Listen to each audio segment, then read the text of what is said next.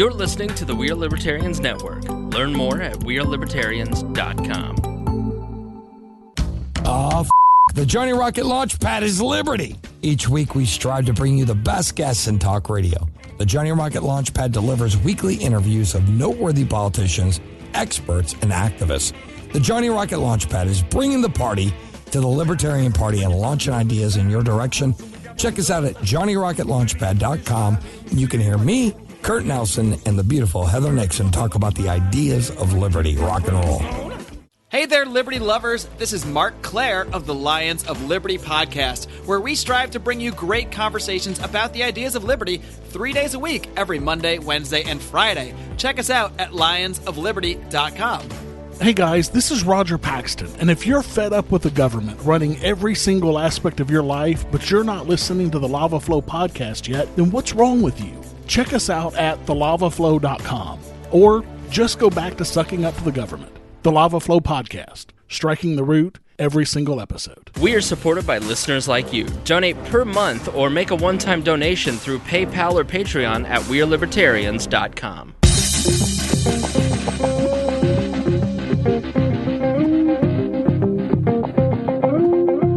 Once that couple times. Welcome to We Are Libertarians. I'm your host, Chris Spangle. We Are Libertarians brings you all of the irreverence modern politics deserves. We explain to you what the hell is happening in our world today and how we can fix it by thinking differently. This is a podcast brought to you by the We Are Libertarians Network. Please be sure to rate and review us in iTunes and like us on Facebook. Share this episode with friends, and be sure to support us on PayPal or Patreon at wearelibertarians.com. We are supported by listeners like you. So please, $1 an episode at Patreon really helps us. It helps pay all the bills. And we're always taking your questions and comments via email at editor@wearelibertarians.com. We have a very special episode for you today. It's going to be a lot of shit posting, IRL.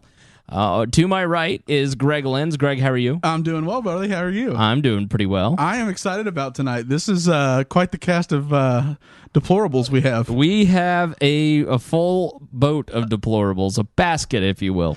They are irredeemable in every sense of the word. No shit. And then across from you is Tyler Weiss. Still how many times? You are a bad hombre. You know that? Yeah, you are. You are He a is bad one bad hombre. Yeah, one bad hombre.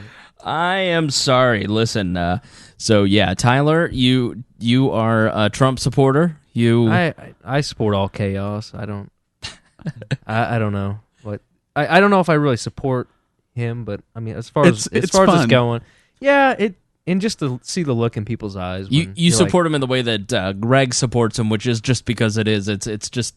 Can you imagine if it had been Jeb? Fires. This would have been the hardest season to do. Like, we'd have had a really hard time doing episodes because it would have been Jeb or Rubio or whoever. And because it's been Donald Trump, this has been the easiest thing to podcast every week. Yeah. To be engaged, to find it entertaining, to find it jaw-dropping. There's always something going on. Oh, you never know what he's going to do. Just a tweet. He could tweet out. He said something that I would have bet in my entire life I'd have never heard someone that was running for president say in a soundbite. You know, granted it was, 9 years ago? Which was grab them by the pussy? Yeah, grab them by the pussy. I would have thought, never thought. I will not accept election results. Was it that one? And how can you not be, how can Hillary not be 50 points ahead? It's incredible. Why aren't I 50 points ahead? And he literally said that you can do whatever you want when you're a big star. You can go right up to him and grab him by the pussy. They like it. Now, a man familiar with that particular technique of picking up women, James Nease joins us. James, how are you? I'm pretty great. All right. Grabbing them all by the pussy, bro. James, you've replaced Maya, I think, as our most loved and hated guest.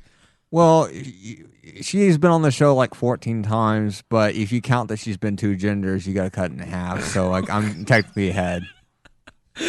All right, well, we're off. You can't. I'm just saying, you can't do 14 things when you change your name and your gender. You got to separate it because otherwise it's just fucking cheating. And it's like, either stick with one statistic or stop wedging the thing to pad your numbers. That's just what I'm saying. That's what Alex Jones would say. Besides fucking make the fucking frogs gay. Yeah, the frog bark, I've been listening to a lot of Alex Jones lately, and I got to tell you, that is comedy. Do you listen to Alex Jones at all? Oh yeah. How else would I get my water filters? Listen, I take these vitamins every day. I can't get a sponsor because I'm so passion crazy, but I got these vitamins. Does he not have any sponsors? He doesn't have any sponsors. He exists purely as a subscription model? No, not. He has like a subscription model, so you can watch the TV, which is like $5 a month. But he sells vitamins. He sells everything. He sells vitamins. I get your Hillary for Prison T-shirt at AlexJones.com. I like when he talks about his vitamins. He's like, before I took these vitamins, it's like my body was flabby, but now I got vigor, strength. I'm fucking toned. It's like erotic I watched as him shit. live stream the what was it? The second debate. It was pretty good. Get him, Trump! Attacker! Is he behind? Is he Show on him the the Trump train? Oh my God! Oh are you yes, he kidding? is. Oh, it's great. Listen, It's entertaining. They're terrified of Trump because he's going to take out the globalists. The globalists are all just terrified of him. They're shaking in their boots. they're saying he goes. Listen, You listen to Glenn Beck and Alex Jones. I do do. you know that? Yeah. But I also listen to David Axelrod and Ezra Klein and Very true. yeah. The best You try thing to about- balance it out, but man, people Right. would never say, "Oh, Chris Spangle." Yeah, he's an avid Alex Jones and Glenn Beck listener. Hilarious. Well, it's the talking, then he yells randomly. Like, he could be like this. Like, you just give like a random topic where, like, why do you think school funding should be like? You'd be like, oh, this is. I think we should definitely return the goddamn fucking tax money. Listen, I've so He far starts sweating. If you watch the videos too, like he'll start sweating and turning red, and he looks like he's about to have a heart attack. Listen, I haven't even had any coffee today. I've just had so many vitamins. He follows a bell curve when he talks. Like, it starts off like a normal discussion, but escalates to full blown yelling, then back to Absolutely. like, like, I'm just telling you God, guys, forgive me. the fucking globalist reptilians. It's like a bell curve of like emotion that runs. I think he's like bipolar when I watch him. It's like you have some serious mental like deficiencies if you're just Well, constantly. I'll tell you what, he's figured out a business model. We can Oh, sell hell yeah. vitamins and Yeah. only podcast. Listen, I don't get to, I'm just so busy. I mean, we need to hire another 15 employees here. These people, they work so hard for you every year. Do you think he orders foods that way too, like with a bell curve? Like he's just like he goes to McDonald's, right? And he's got like $20, so he's got to buy it for 5 people. He's like, I need a large fry, like a McChicken, and a goddamn fucking Diet Coke with our spice tomato that makes you fucking frogs gay. I went to McDonald's today, and they didn't have Coke. And it's like, I'm going to have it number one. I make that a large size of like a Coke. we're out of Coke. See, the Rothschilds call the Coke for all Oh, it's George Sir. George Soros, globalists. Have you heard? They're global scum. I didn't realize. So, like, Pierce Morgan had him on. Was he this far down the rabbit hole when Pierce Morgan had Are him you on? kidding Yeah. me? He's So been he's that way always forever. been that extreme. Oh, He's yeah. been great. Politicians go on his show. Well, Trump's been on it. Rand Paul's been on it. right. Yeah. Right. The polls and Trump are willing to tiptoe right into the alt-right. But, like, hasn't Ted Cruz been on it? I don't know. Because it's in Texas? Maybe. I have a theory that Alex Jones is like a 1980s government like DNA splicing conspiracy where they took like the DNA of George Wallace and combined it with Ric Flair, and this is what they got because it's just like he's like a 1980s wrestler that got a podcast that he never stopped the roid abuse. So it's just like everything he does is screaming and yelling. So like I really think he's like a government DNA clone of Ric Flair and George Wallace because it's just a bunch of like racist and like loud tirades. Listen, I don't get to watch many Trump speeches. We're working so hard here. So, listen, I catch Trump speeches at night. My kids, they're 8, 7, and 14, and they beg to watch Trump speeches at night. So we get dinner. They do their homework because I'm a good dad, and then we watch Trump. Your Alex Jones impersonation is so terrible. It's I like know. you don't even flex your voice. Like, you gotta fucking yell, Chris. No, he claims that he watches Trump. His kids beg to watch Trump speeches at night. There's actually a conspiracy that he's Bill Hicks, Who's Bill Hicks? the comedian. The comedian from the 80s. So they do look alike. Yeah. Is this like Look Jean into it. Benet No, and it's Katy like Perry? Yes. Yeah, it's like a legit conspiracy. Let's talk about real conspiracy. Bill Clinton is not Chelsea's dad. I googled. Yeah. I googled the truth about Alex Jones, and I ended He's up. CIA. He's CIA. His whole family. My uncle's in the They're CIA. all Jews. You get in deep Right. enough. It's Right. go down the Jew rabbit hole. Parentheses around every name. He's so it is. It's fascinating because the conspiracy nuts have their own version of conspiracy Everything's nuts about a conspiracy. the right. Yeah. Conspiracy hole. Just a level of crazy that I just can't. I love it. Jones, to me, I love listening to him because I love to hear the absolute. He's so hyperbolic. He's the definition of hyperbolic propaganda. Like everything he could describe. But it's not even for a state. It's for like the separatists and like there's no discernible ideology. Except the globalists. He's against the globalists. Yeah. But that is even murky and ill-defined. What's great is though he'll take like an actual news story that's actually pretty good news. Like the Right. WikiLeaks or something will come out and he'll be like, "Oh, I've seen these documents." And he'll tie it. He's actually got his history down, like of shit that's actually happened that people don't know about. But then he'll just like go off on a tangent, be like, "Oh, it was the Greys or whatever," you know. Like, dude, what are you? Right. He's got this whole alternative history. And the funny thing is he'll sit there and he'll go, "Listen, it's in Washington." They decry the Washington Post, the CNN, the liberal media, the liberal the media. MSM. But then he also uses that as a justification to back up his theories.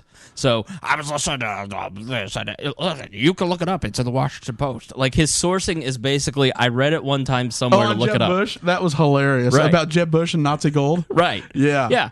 His sourcing was, I read it one time in the New York Times. You can look it up. That was his sourcing. I mean, it was so funny. So yeah, he's Justin Bieber. I'm a Magellan. Circumnavigated the world. I'm a liberal now. To be fair, ran Glenn ever. Beck is pretty crazy too with the Cheeto shit. Like where he's like, "I'm gonna Yes. smash these flaming hot Cheetos and rub my face into it." It's like, Glenn, do you need $5, man? Do you need some subscribers? Because you're going off the tangent. So like when Chris listens to Glenn Beck, it's just funny because he's like, Alex Jones is hilarious, but Glenn Beck is basically like a shadow of Alex Jones, where it's just like, give Glenn Beck like 5 more years and enough like Percocets, and he will be at Alex Jones level. I don't feel like Beck actually tries to be somewhat sourced and can back up his opinions with history, and his history, of course, is like Alex Jones. It's filtered through a certain lens. He's looking for things that fit his narrative, but he's a little more rigorous than Alex Jones. Alex Jones is just sloppy. It's about the perks, dude, because Rush Limbaugh used to be pretty cool until he got on the perks. And then when he got on the perks, Rush Limbaugh became like, Rush Limbaugh. Oh, Percocets. God tier Rush. Yeah. So, just put Glenn back on a couple like opiates and just let him fucking go where he needs to go. Like Go ham. I watched a video of like South Carolina, like in Charleston, of like a black reporter that came to approach this white guy because he like used a racial slur, and then as he approached the white guy, I'm like, that's a fucking crackhead.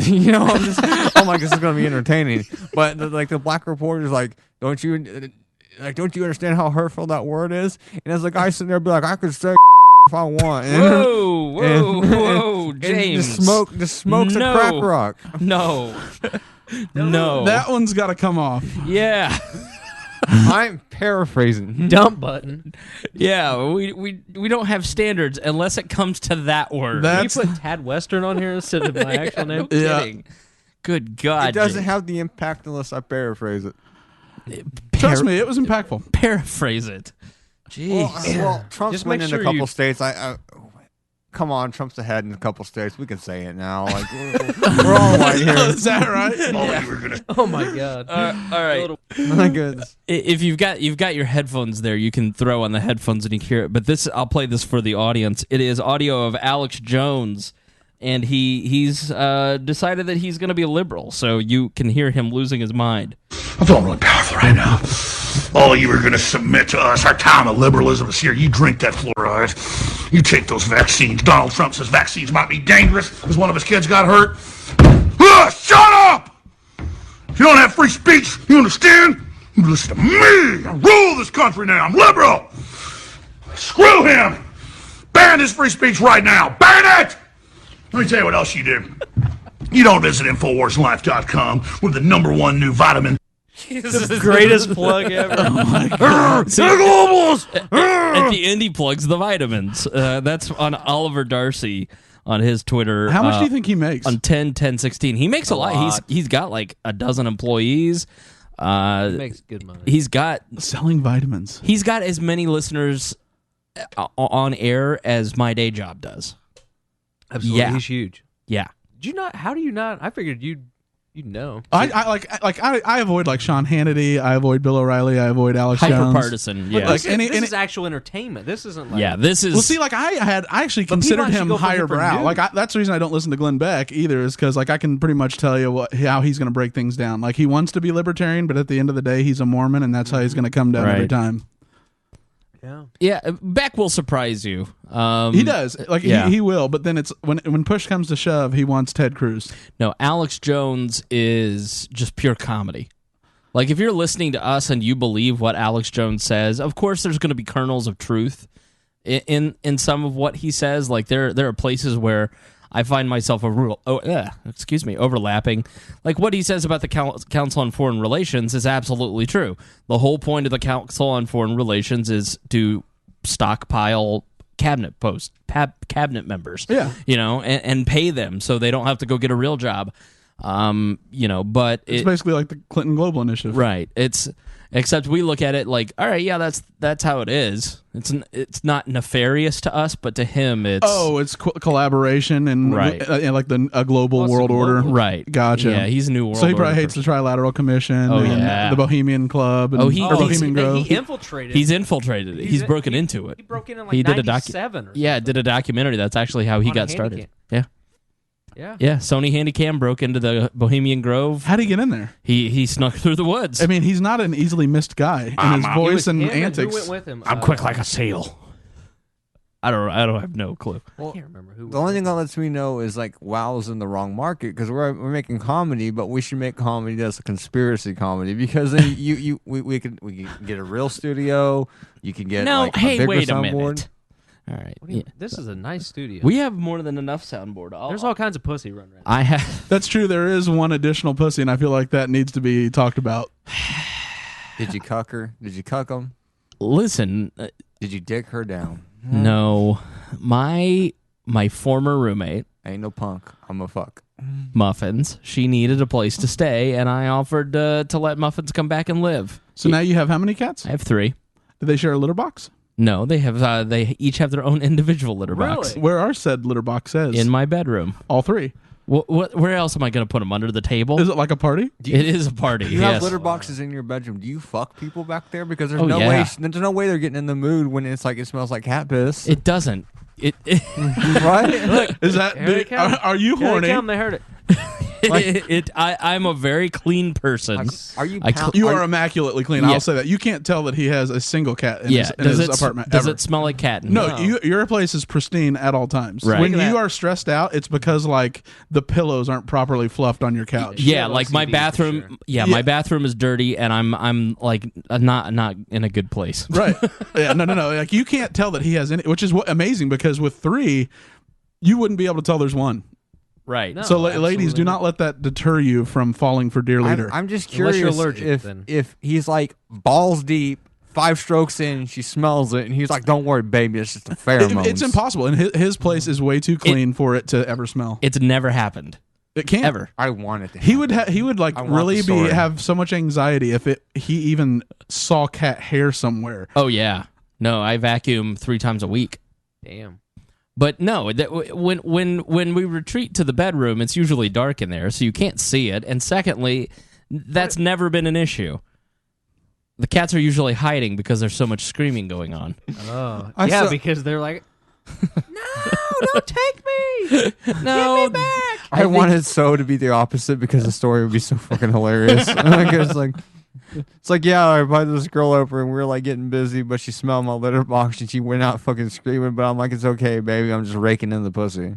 I want it to be like that. Like, that's how I'm envisioning it in my mind. I know. That's how it's gonna go down in the group chats. That's how it's just. No, very clean. So, ladies, please, Spangle at WeirdLibertarians.com. Candles of clean linen all over the house. Yeah, the like lemon scented clean linen. Your bathroom smells like bleach. I know you bleach the fucker every day. It's like, I bleached the toilet before I left this morning. That's the soda he drinks. Right. When the anxiety gets to him from a dirty house, he just goes in there and pops a bleach soda. Takes a shot of bleach. Yep. and like I'm the opposite, where it's like, how long have those dishes been there? I'm like, I don't give a shit. Like, am I out of paper plates yet? Because I'm definitely not doing those till I am. Right. Oh, Like, no. I still live like I'm like 21 years old at the frat house. I'm just like, are you going to vacuum today? I'm like, what's a vacuum? James Nease, father of 2. Yeah. I mean, like, I just think that as a dude that I shouldn't have to do the dishes. I'm like, Heather, that's your fucking job. You know, like she thinks I'm joking, but I'm not. James Nease, Trump voter. Deplorable. Like one time she's like, are you going to take the kids to the park? I'm like, I already worked 8 hours today. Sorry, babe. I'm going to like play video games. Yeah, I'm off the fucking clock. I'll teach you how to shotgun a tall boy and then smash a burrito. Oh, yeah. Just like, you know, I do that now. Like, she's like, you get Taco Bell. I'm like, yeah, I got my kids a taco. I give them like whole tacos and stuff. Like, Crunchy or soft? Aren't they like 12 months old? yeah, I'm like, have some tacos. What up? One is a newborn, right? Yeah. Look at not even a shred of like it. Just Is Heather a girlfriend or a wife? She's like a living wife, girlfriend. I think she's common law. Is it Facebook? Do libertarians even believe in common law? Yeah. No. If there's no contract, it isn't enforceable. he doesn't even know. Is it Facebook official? Yeah, I mean, it's on Facebook, and, you know, it is what it is. Which means she lives there. Yeah, she's Can't get rid of her. God, I think the best part is, like... Not even a shred of, I wonder if I satisfy her needs. Is that the same... Is she the same mom for both? Okay. No, so you're a stand-up guy. You just play a deplorable on podcasts. No, she yells at me. She's like, it's fucking 3 a.m. Are you going to go to bed or not? Because you're waking the kids up. I'm like, I ain't fucking shit posting. Like, you learn your There are place. memes to be posted. Oh, yeah. That's the greatest thing about waking up in the morning is to see the conversation James had with himself alone in chat. And No, it's always with Aaron. Aaron's a Aaron drunk until he insomniac. passes out. Yeah. And then it's me and Aaron usually, and it's just like, and Heather's like, You both are tripping on ketamine or yeah, whatever the fuck you you need to go to bed. She's like, how come you don't post pictures of your kids? I'm like, I'm a shit poster. I post the fucking pictures of the kids. They're gonna fucking Photoshop it. Like, learn the internet, girl. that's a fair point. Like, learn the internet, girl. And Yeah. you know, you're like, you're 25. Learn the fucking internet. Like, I've been on it for a while. I invented 4chan. Ever heard of it? Weren't you one of the original people on 4chan? Yep. Like how like give yourself a number. God, it's been like 12 years. Well, so like were you there before? Like were you like number 100 or you know? Probably like in the 700s. Nice. I mean, that was before That it was was like back- 2. Were you ever a mod? Yeah, I was a mod on B then A, so the anime thread. I mean, I got. God, I would think if I would have saved everything from 4chan from B and A, I would have like 40 terabytes of anime titties, and like it would be caliente. And Could it correct the record to bot you off? what? Correct the record. They bot you off and like Yeah. your mod powers. Well, like people would, as a mod, they would try to get you to like get them unbanned. They're like, you should unban me, bro. Like I'm gonna come into IRC. Tits or we'll get the see what fuck we can do. out. I mean, I've had people pay me like $20 in PayPal before they unbanned. They're like, order me. I had Did you do it? Yeah, like I've had literally a person order me a blooming fucking onion from Outback Steakhouse. That's so For fortunate. an unbanned. Like, dude, I will get you this blooming onion right now. And like, I'm sitting there and like, you know, Is that on University your of Amazon wish Indianapolis. list? This is before Amazon. And I'm like, dude, I'll unban you if you give me this blooming onion. And I went there and I got that blooming onion and I unbanned him and it was fucking awesome. We're sitting in Skype. I'm fucking filming myself pics of eating. Yeah, I was eating the fucking blooming onion. Why was that your When Anon came through. Why did you choose the blooming onion?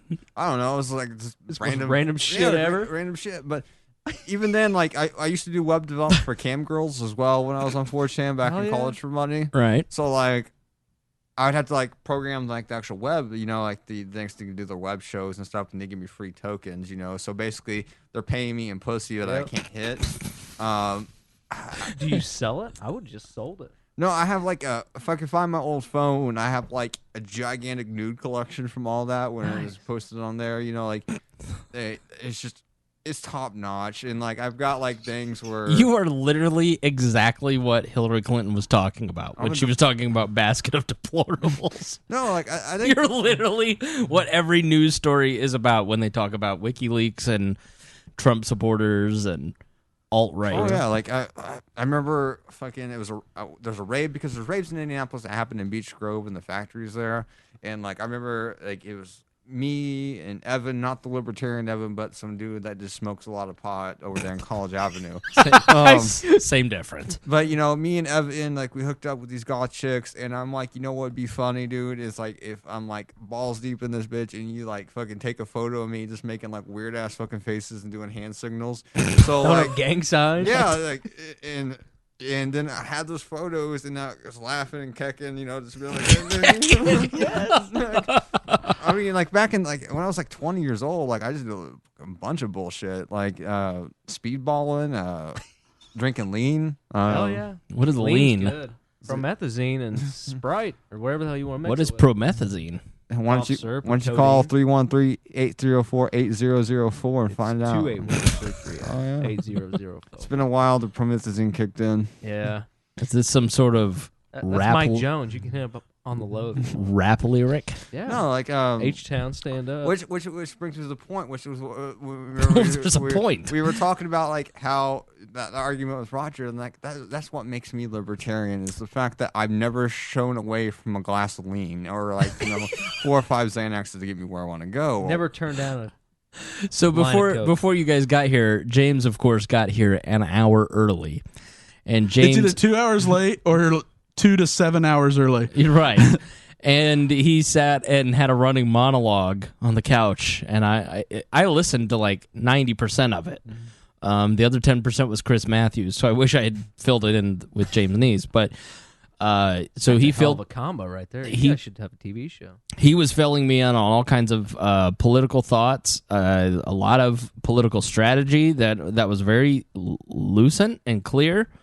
Some of which he will share later. He was sharing with me about WikiLeaks, and he was telling me about how much he hates everyone who lives in New Hampshire, especially Roger Paxton Of the Lava Flow podcast. Right, Who you just named one of the best libertarian podcasts to listen to. 616 likes. You know what has more likes than 616 likes? Me posting my dick on Facebook and making it in a group.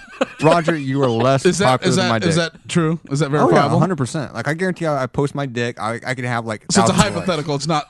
We can't point to it as Well, evidence. I'll do it. I'm just saying that. Which group? Hill Dogs. Yeah, I can burn memes for Bernie Bros. I don't give a like. Jill Stein's Dick's dank out for Haram.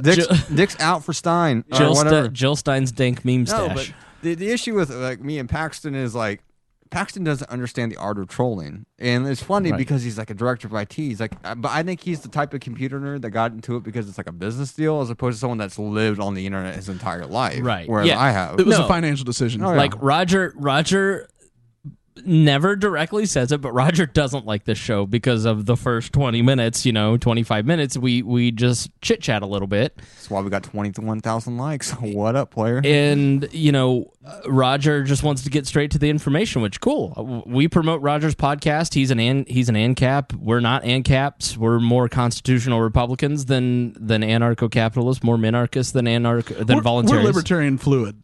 Right.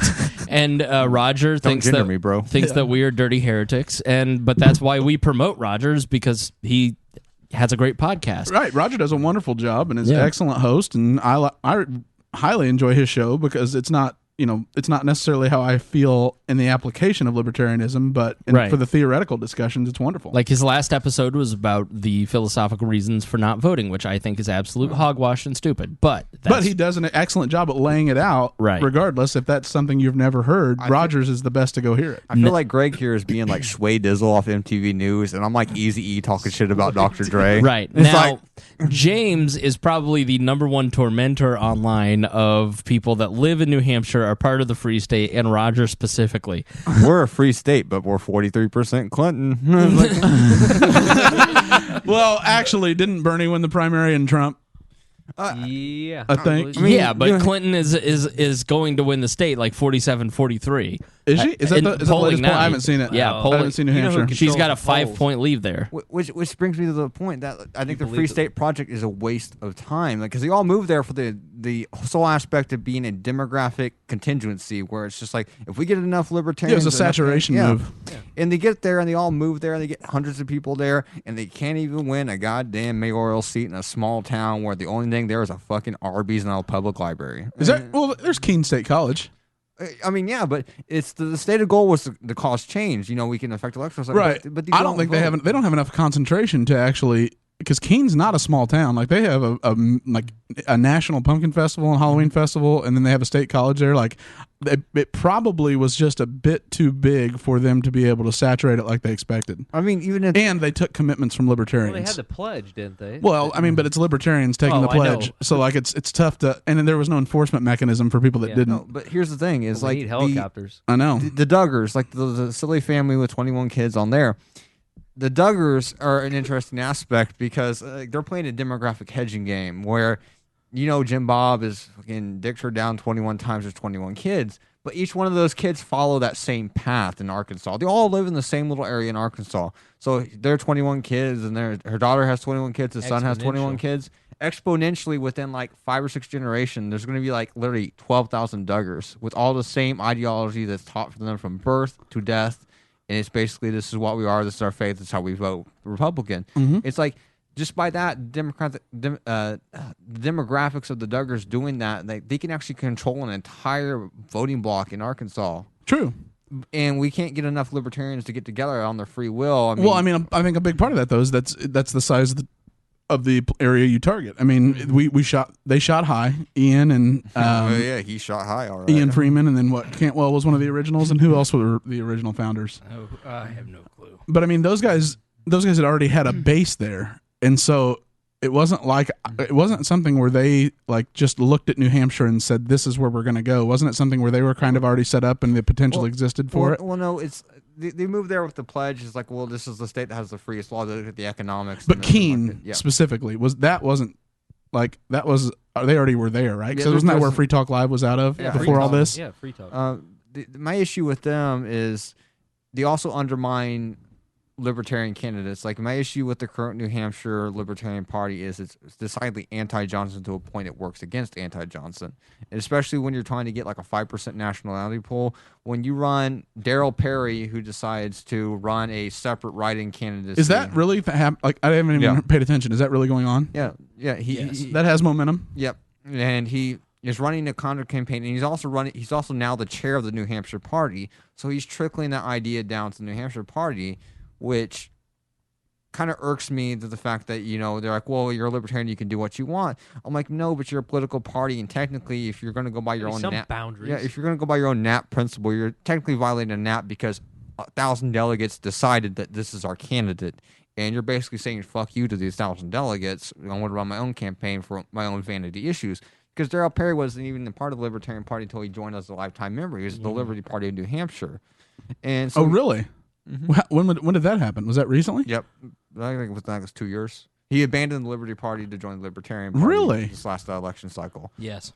Interesting. So as you're running these specific ancaps in the New Hampshire Party, you're undermining the entire national party as well as these other state parties, and it's a concentrated effort to kind of throw a wrench, and that's what the mentality, and that bugs you. Yeah, it's the mentality in Keene. That's why I dislike New Hampshire.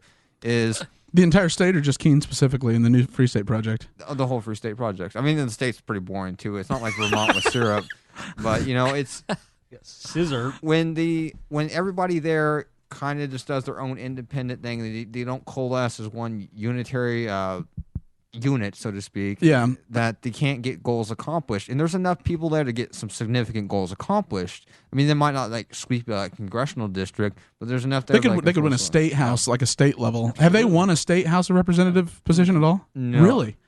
After all this time? There's people that run and say they're affiliated with it, but there's not been a concentrated effort from the FSP that says this is our candidate. Is it a hybrid state? I think it's a hybrid state where it's one of those states where you can say I'm Republican and you can be nominated on two multiple tickets. Right. Like what this loser out in Vegas or whatever that is. Well, Indiana LPIN did, not knowing that a Republican had won a primary, and then we nominated him at our convention. Yeah, but we're not a he fusion. Didn't tell anybody. We're not a fusion state, so he had to choose to be a Republican or a Libertarian. How did that end up? Did he choose? Not a clue. Not a clue. No, F that guy. Yeah, traitor. Yep. He was the one that was like he was like a pro-Muslim libertarian, and I just felt all the people in there being like, I'm not that open border. He was so weird. Yeah. No, I think that was clearly something where he was doing it to challenge not being a fusion state. Yeah, exactly. Seeking attention. And we generally here in this state, we don't cotton to be, using there's one guy who wants to,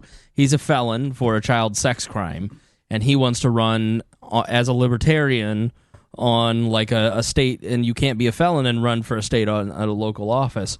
Well, you can run for two positions, right? Secretary or No, you can only run for one office, and you can't be a felon when you run for that office according to our Constitution, and he wants to challenge the constitutionality of it. And the Libertarian Party keeps saying, no, we would never have you on our ballot anyways because it's a violent crime of the child, no less. And you're a really creepy, weird person. And 3, we don't run to sue. Yeah, like we run to be a serious political party. We're a political party. We're not, a platform. An activist. To rabble rouse. When it comes to the Socialist Party being like, we'll take any fucking body. You've actually attended an Indiana Socialist meeting. Yeah, I've tried to work with them several times on Coalition on Ground Game, and that was basically colossal waste of time. Yeah, it's. Trying to work with them is John Strinker from Carmel. He was running for State House at the time, so I attended the meeting, and I couldn't get them to a point where, if you want to look at the big picture and you say, okay, you want a third party victory because you can't handle this duopoly, but I can't coalition bill with people that are so ideologically bound to argue every minor detail of something, and that's the problem. Even with inter-libertarian issues, is even in this election cycle is. If you look at the structure of how these campaigns are run, especially from a top-down perspective, there's so much infighting based on ideological syncreties that they can't seem to get over. And like I was telling you before we started this podcast, is we focus a lot on New Mexico for Gary Johnson, and there's a lot of hope that he's going to take it. I mean, it's the best shot statistically. You would think a two-term governor would be reelected from that state. Yeah, I mean, he was unanimously popular and left the place in a unbelievably sound financial position when he inherited a very terrible financial position. But as James pointed out, the problem is if McMullen wins Utah and Gary wins New Mexico, McMullen has one electoral vote on him, and so James's point was what? Is McMullen will win if it's a break, no one gets 270, but the Johnson's campaign should have hit states like Nebraska and Maine. The reason why is because it's not a winner-take-all state. You don't have to focus on the whole state. And in fact, Nebraska is a unique state because a lot of the population is concentrated on one city. There's a lot of rural areas. So you can get these rural areas that compromise the 3 or 4 districts that's in Nebraska. You can win at least 1 or 2 of those and maybe 1 in Maine. You would have enough electoral votes to automatically win when it goes to the House. You beat Evan. You deadlock the race for the president because you take these district votes and New Mexico. And, as I talked to some leadership, they're focusing on Alaska, and I'm like, Alaska's kind of a bad choice. It's a terrible choice. Yeah. And if you would have focused on these small districts, because there's only 10,000 people in these districts, that's a way more manageable than you can meet and get to know every single one, and just with what limited resources we have, use them in the most effective way. Just take a selfie with them. They'll vote. Yeah, literally. I mean, just meet them every time. Go to their birthday parties. Have a birthday party for them. You know what I mean? Right. That's the kind of strategic thinking that's usually it's so far outside the box and it's so non-traditional. Well, you're not gonna win outright. There's no way. No, but you can't. No, but I think there were 2 states of mind.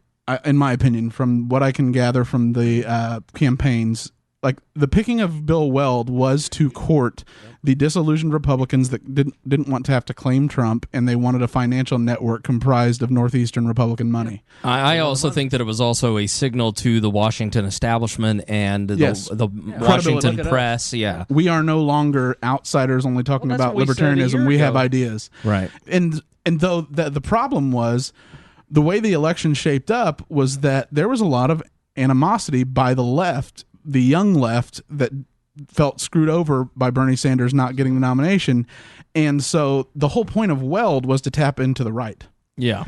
The problem is, and Gary comes from the right, but Gary just doesn't speak Republican anymore. Right. He just has lost the ability to speak it, and so what they ended up doing was targeting. That's largely happened to me too. I mean, I've been out of the Republican Party for 10 years, and I just don't. I'm more left than I am right. I mean, you are really good. I think that you and what you believe are like a perfect representation of the average American. Like you just want. It's like Abdul. You want efficiency. You want smart people and effectiveness, and trying to limit government as much as possible, right, without harming people's lives. Sure. But with Gary, he has very much adopted just a narrative of he identifies with the left. Yeah. Except the problem was the people that were burnt out by Bernie either lost all faith in the political process.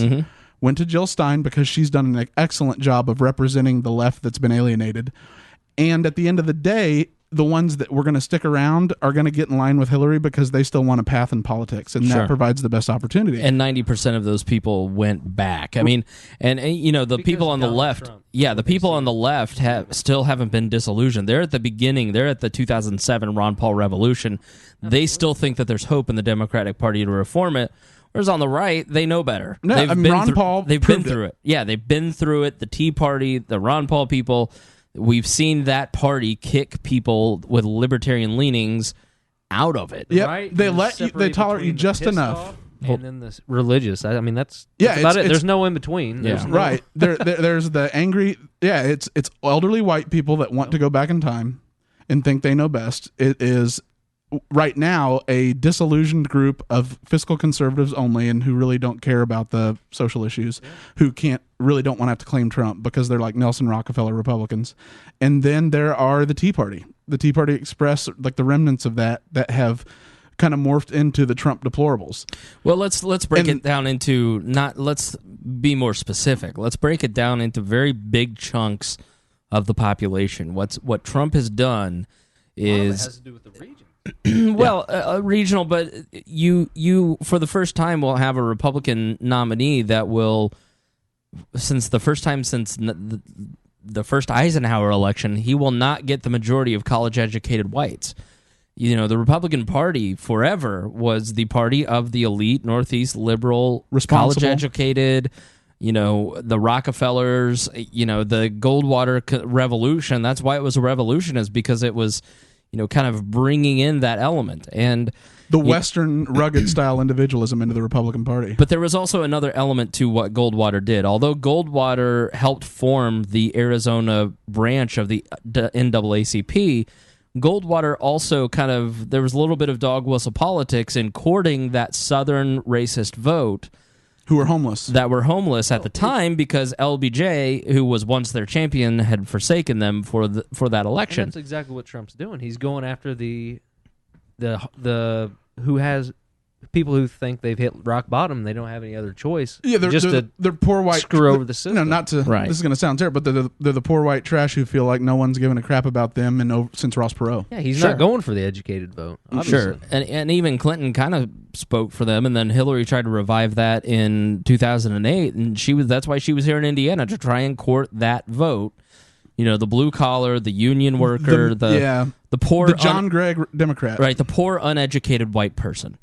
And Trump has activated and basically poured gasoline on the Tea Party, and the Republican Party largely from here on out will be the party of the poor, uneducated white, and especially male. That's a dead strategy, and it is. It's an old demographic, and so what you have is the college-educated whites. Basically every minority group are all going to start voting Democrat. But what happens to the people that are not socialist? What happens to the people that are fiscally conservative? What happens to Jim Webb supporters? Sure, like what happens to the person like me, okay? I'm with the Democrats and what they say, not what they do, because Hillary's a huge hawk, but I'm with Bernie Sanders on reforming the banking system, making it more fair, being non-interventionist, shining a light on corruption, ending, you know, the corporate welfare, right? All the stuff that is coming out in Hillary Clinton's emails. But I'm never going to vote for Bernie's economics. So where do I end up? If I look at it and I go, okay, the Libertarian Party can't seem to put together a winning strategy.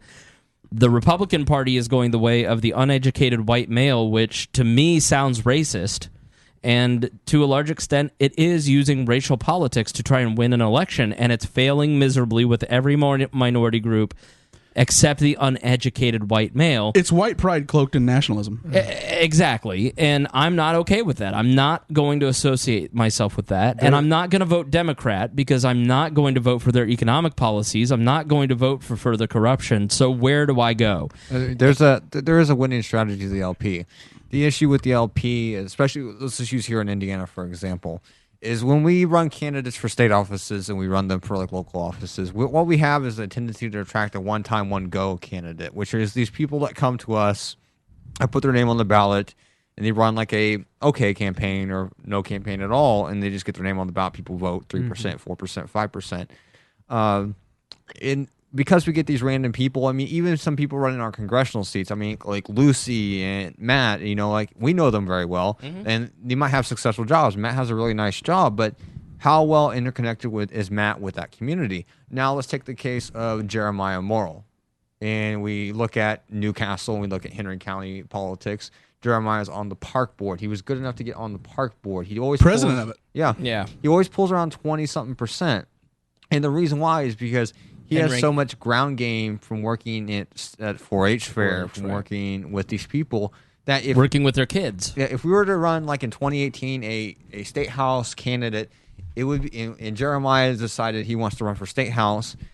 It would be stupid to not throw money at that campaign, because if anybody has a statistical chance of making a win, especially after his being appointed to president of the park board with that name recognition, it would be Jeremiah. If we throw money at some random candidate in Indianapolis, no one's going to win in Indianapolis anytime soon. Sure. Like, you're going to get dominated by Democrats every turn you go. Yeah.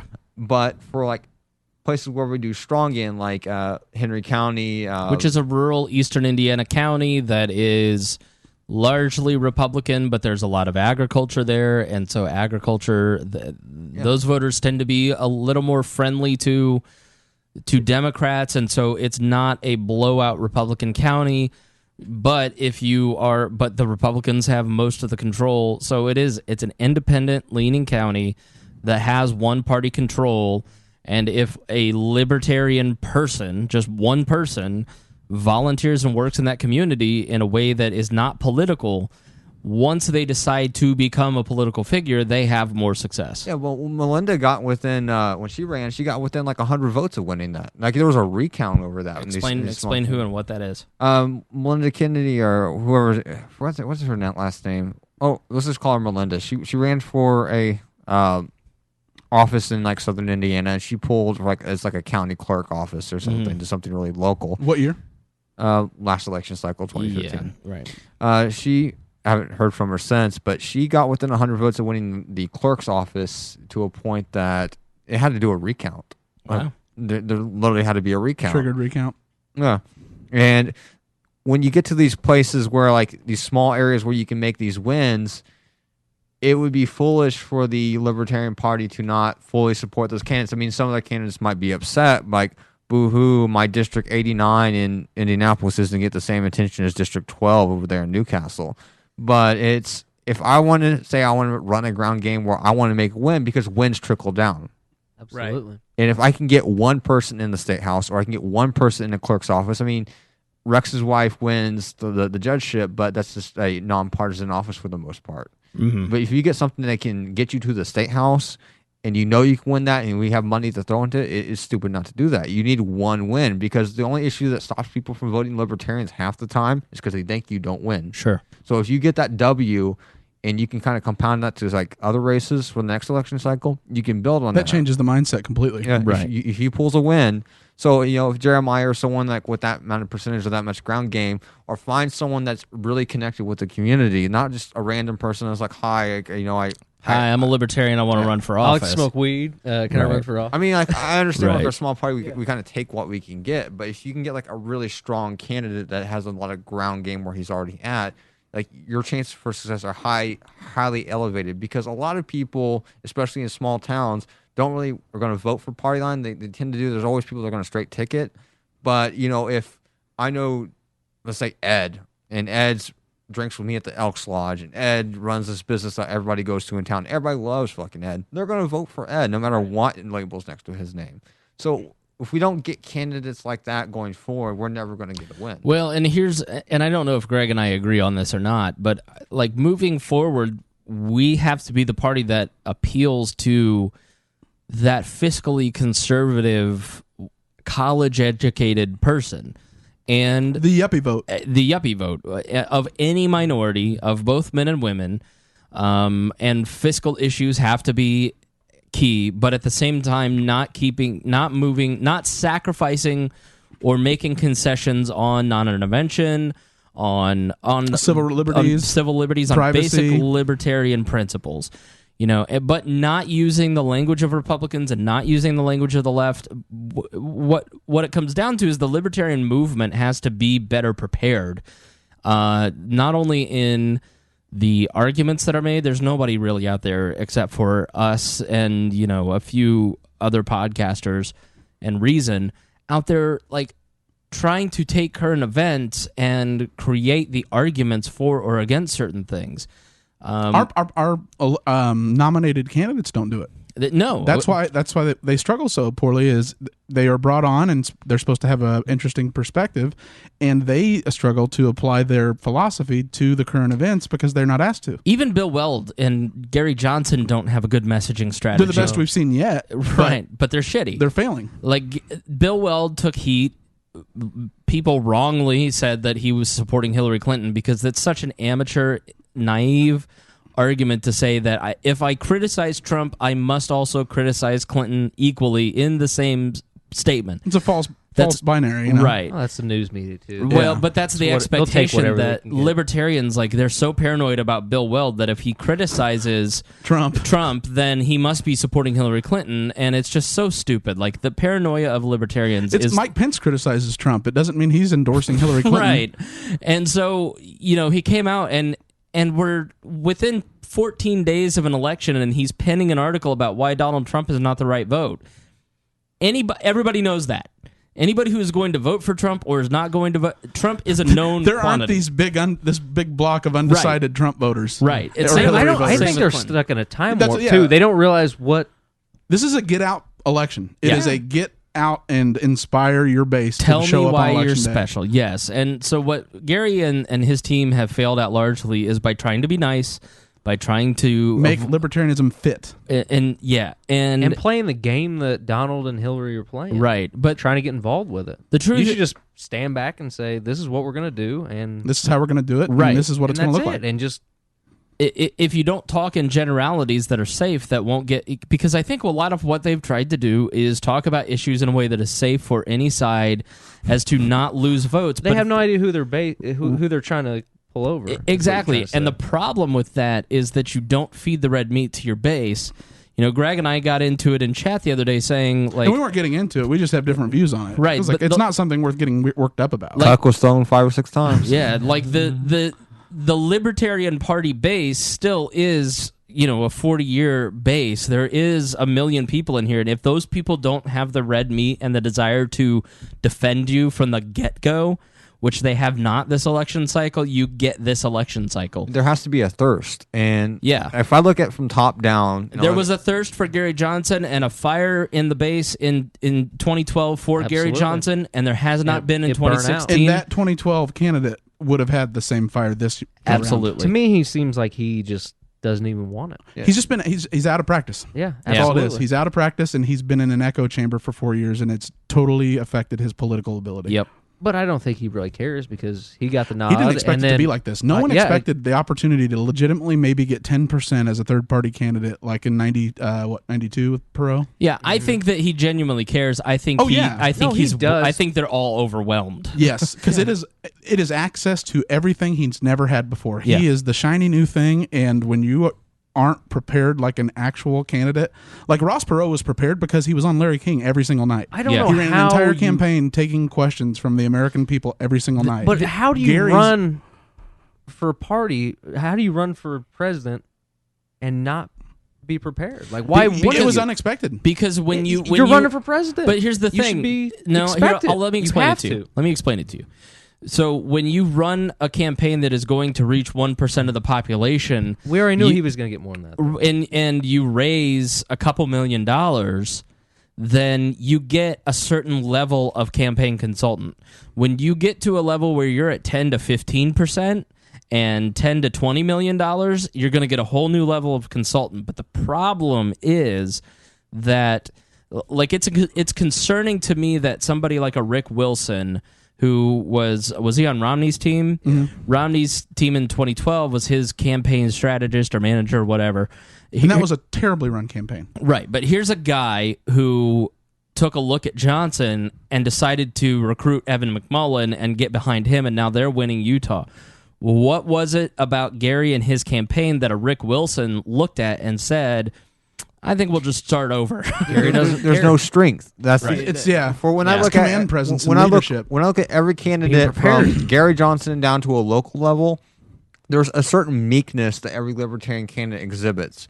Okay, It's an apologetic libertarian. Every libertarian. Well, it's also everyone should know this already. and what I no, believe. that doesn't work. People need I know it doesn't work. It when obviously you're looking doesn't. for a leader, they need someone that's strong, concise, and says this is what needs to happen. Gary doesn't inspire that. Our congressional candidates don't inspire that. They basically just flub around like this is how it should be. Like people don't want to hear like what it should be. They want you to tell them what it should be. And Gary is really or bad why at the other telling. side's wrong, or the other people Yeah. are wrong. I 'Cause think that that would gets be- I old think because that they would laugh be- along in unison, but then they don't show up on election day. And then you're like, Especially- oh, I was a lot funnier back especially in this you know. election, you could say this is why he's wrong, this is why she's wrong, this is what I'm going to do. And this is what they like. That's the thing is there's probably realistically 35 to 40% of the American electorate who haven't heard yet what they believe, who aren't representative of their Absolutely. I views. think it's even higher And if than you do that. it in a a certainty, and you say, listen, this is what look at the polling data. This is what we all believe, and this is what's achievable, and this is why I have the opportunity to do it because I'm not beholden to party. I can make the deals and I can make the compromises and have a new governing framework that's never existed in politics, and the years of gridlock can be over. Right. All you have to do is have the courage to not support Hillary Clinton or Donald Trump, which you don't want to anyway. They can't be afraid of not breaking the nap. Sometimes you got to break the nap, and Most people wouldn't even know what it is. Yeah, like Right. like some of A these lot of candidates libertarians don't know what it is. Yeah, some of these candidates are like I have to say okay, like we have to be open borders because it's in our platform. But that is such an unpopular idea, and when you push that to a certain framework, I mean, you can sit there and say, okay, we have open borders if we end certain subsidies. Pick your battles. Are you Well, electing me to dissolve the government immediately? Like, Yeah. Hillary Clinton clearly believes in open borders, and she is trying. Because she's a corporatist. Right, but she's not saying I want open borders. She's pushing an ideology that is publicly acceptable and moves us towards that goal. Democrats believe in single-payer health care like in Britain and like in Canada, but they could never. It was too politically unpopular to come out and say that that's what they believe. Americans and so, don't ever want to think they're socialists or liberals. and so what they crafted was Obamacare, and guess what it was designed to do? Raise healthcare premiums.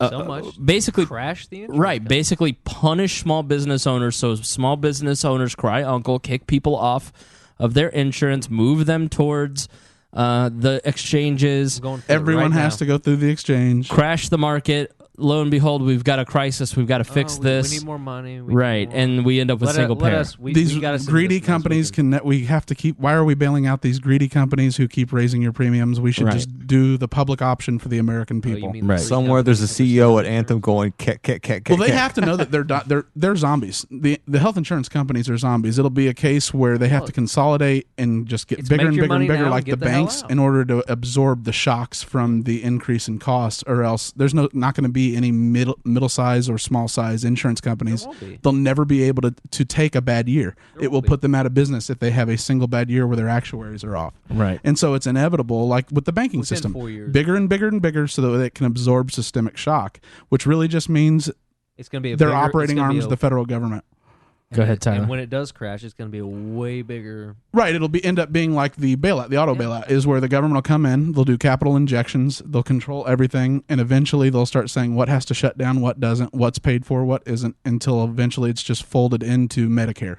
Right. So a lot of what We Are Libertarians does is, and we're working on getting better at this, is taking a look at these existing issues and then building out, solutions, libertarian solutions, and politically achievable, and messaging them. And we're going to package that in some news. If you'd like to help do some research on this stuff, Greg and I are very busy, and we do our best to kind of keep up with everything, keep up with the news, but I wish I had 2 more hours a day just to sit and read, but we just don't have that time. So 2 more energetic hours. Yeah. So if we had some folks out there who are willing to kind of help us research history and policy and everything, alternatives to what American style and European styles are, because there's countries like who is it? Is it Hong Kong that has basically MetaSave, where it's entirely income based? Like you basically get your government health insurance, but then how much you pay, your premiums, or how much you have to pay towards it, is based on like real time earnings, because they have the IT systems in place where they can measure how much you've earned that year, and that's how much you'd contribute. Rather like with our system where it's based off of last year's income, which can screw you if you got laid off, if you're a sales rep and you're having a bad year, if your business is failing and the market's changing. Like, the technology exists in today's world to do things where it is a little bit more fair. I do. I mean, it's one of those things. Ideally, government can be used for good. It just isn't. Absolutely. Government can be a force of good theoretically, just like anarcho-capitalism can be good theoretically. One at a time. One at a time. I'd rather them collect it. Right. Tyler is basically Doug from Black Jeopardy on Saturday Night Live this past week. So who watches Saturday Night Live? It's great. Tucks do. Yeah. Basically, this Black Jeopardy skit, they show that the Trump voter is Alec Baldwin. so much. It's so much like what? You threw me off. Stop. See, I'm doing it. You're flustering me. So no, Russell. It basically is all right. So Black Jeopardy, it's based on the premise that black people and Trump supporters are basically the same people, except with different color skins that don't like each other for no reason at all. And it's very well illustrated. Elizabeth Banks did one, and it was one of the funniest things I've ever seen. Yeah. But I haven't stayed up with it. I didn't know that had become a staple. Yeah, Mike, and Weekend Update is the best it's ever been. There was one Trump joke that was so dead on and funny. It was great. And I loved. Who's doing Weekend Update now? It is Michael Shea, who I saw. If you ever have Michael Shea in your area doing a stand-up show, go see it. It was great. And Colin Jost, who's I think the head writer now. Is that who the head writer is now? Yeah, really strong. Great. Saturday Night Live's doing really well. They needed just new blood. It was just too many of the liberal. It'd become like a union move-up system rather than merit. So we're not trying to pick on Gary Johnson. He was the right choice. Absolutely. I will be voting for Gary Johnson. I'm proud of Gary Johnson. I think that they did the best that they could. And I think they got bad advice. I think, yeah. And I think that the future, like, there's so much apocalyptic stuff. And, you say, oh, well, you're right, that this election, had we done everything right, it could have trimmed off years, maybe decades of growth for the libertarian movement and the Libertarian Party. Those two are different, yet part of this, the LP is part of the movement. The same wave. But, the LP is part of the movement, but the Libertarian movement is also the think tanks and Libertarian Republicans like Liberty Rand. Caucus. And, yeah. The Bernie Sanders. Yeah, some of the Bernie people. Yeah, a lot of the Occupy people are they don't care about the economic stuff so much as the corporate welfare stuff. But even if it feels like a missed opportunity, there will be a lot of people who will say, I first heard about the libertarian message from Gary Johnson, and I am now a libertarian.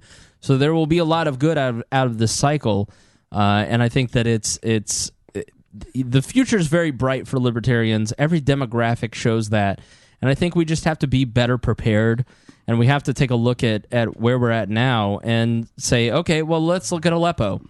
That's the meme that has caught on. Anytime you mention on Facebook or at work anything about Gary Johnson, what does somebody say? What, does he know what Aleppo is? It doesn't matter if they're political or not. So how do you combat that? What structure in a campaign and a movement do you build that can then combat that? When you see these large Facebook groups or these Facebook pages that have millions of likes that yesterday are trying to spin the story that Gary Johnson and Bill Weld dropped out that they conceded the election, that they endorsed Hillary Clinton. It's you can start a Facebook page, link a bullshit blog post, and get 20,000 shares. How do we as a movement combat that? I mean, it sounds like in 2017 they want to speak like Siaka Block.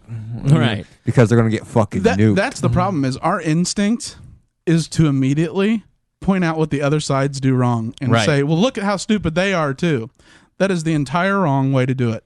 When Gary Johnson got caught on Aleppo, he did what he is an incredibly decent man and talked about how he made a mistake and wrote this wonderful apology that just showed you the kind of character he has. It doesn't. The right way to do it is to go find someone in America named Al Eppo and sit down with him for an hour and find out who he is and what he is as a person and run it and make it satire. Because once you're trying to explain or trying to point out to anyone else what, they got it wrong too. Trump's an idiot too. They've quit listening and they're like, oh God, of course, and especially when they're in the majority. But if you turn it into like Mitch McConnell, when Barack Obama at the Correspondents' Dinner said, I don't want to go sit down and have dinner with him. You go sit down and have dinner with him.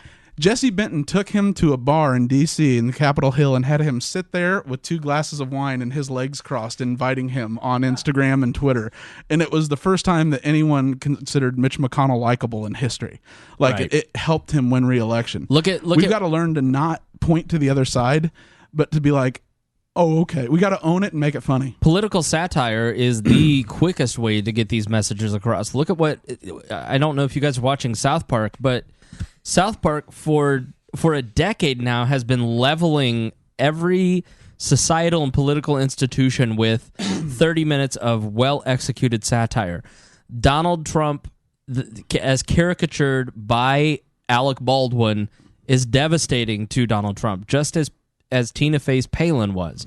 And Tina Fey didn't do anything but read exactly what Palin was saying. She played it up a bit in a funny way. Yeah, of course, that's part of satire. There's a little caricature. But when Alec Baldwin is on Saturday Night Live in front of literally only maybe 2 million, 3 million people, this is what libertarians don't understand. Coming from a national media apparatus where I work at my day job, you don't understand how a small amount of people can make a big cultural change with very little. It takes very little to actually make something change. It just has to be well done, and that's the part where the libertarians always go wrong. So there's something so truthful about those little nuggets that you can't stop their momentum. Right. The instinct in the libertarians is to tear down Alec Baldwin and Saturday Night Live and say, that's not funny, why would you... It's like, no, we should be satiring ourselves and putting ourselves on equal footing with them. The more serious you take yourself, the less people like you. Right. So when Alec Baldwin says in front of 2 million people, I just don't think it's, when Tom Hanks says, Mr. Trump, what are we in the media doing that makes you look bad? You're taking my words, you're taking my actions, and you're repeating them exactly as I said them. That's 3 sentences of devastation that aired to 2 million people. And everyone had been thinking it. That everyone goes, holy shit, that's Trump. They just nailed it. It's not media bias. These people that claim media bias are stupid. They're just quoting Trump as he is. So there's media bias in that Hillary, for her actual actions, doesn't get held to the ground. 100%. But Donald Trump can't say that they actually could be a lot harder on him. They really could, but they know that then they won't have access. Yeah. And so they have to, he's done a really good job at if you try to go after him, or if he doesn't like the way you've handled him, he has no fear walking away from you at all, because he knows that he's the rating. They watch for him, not because of Anderson Cooper. That was one of the lines in the Weekend Update. Colin Jost goes, let me get this straight, Donald Trump. Washington Post, CNN, the New York Times, you're claiming media bias. You are the greatest thing that has ever happened to the media. They are praying. Who would they rather have elected? Would they rather have Hillary Clinton, who is boring as shit, or Donald Trump, who is basically a giant pumpkin-headed fart noise? I mean, there was something along those lines. It was much funnier than what I just said. But that again, 4 or 5 sentences, 3 sentences in Weekend Update makes you go, oh, media bias is bullshit. The media is rooting for Trump, and that's been a criticism. They early on aired which I'm in favor of. Air speeches by the candidates in full.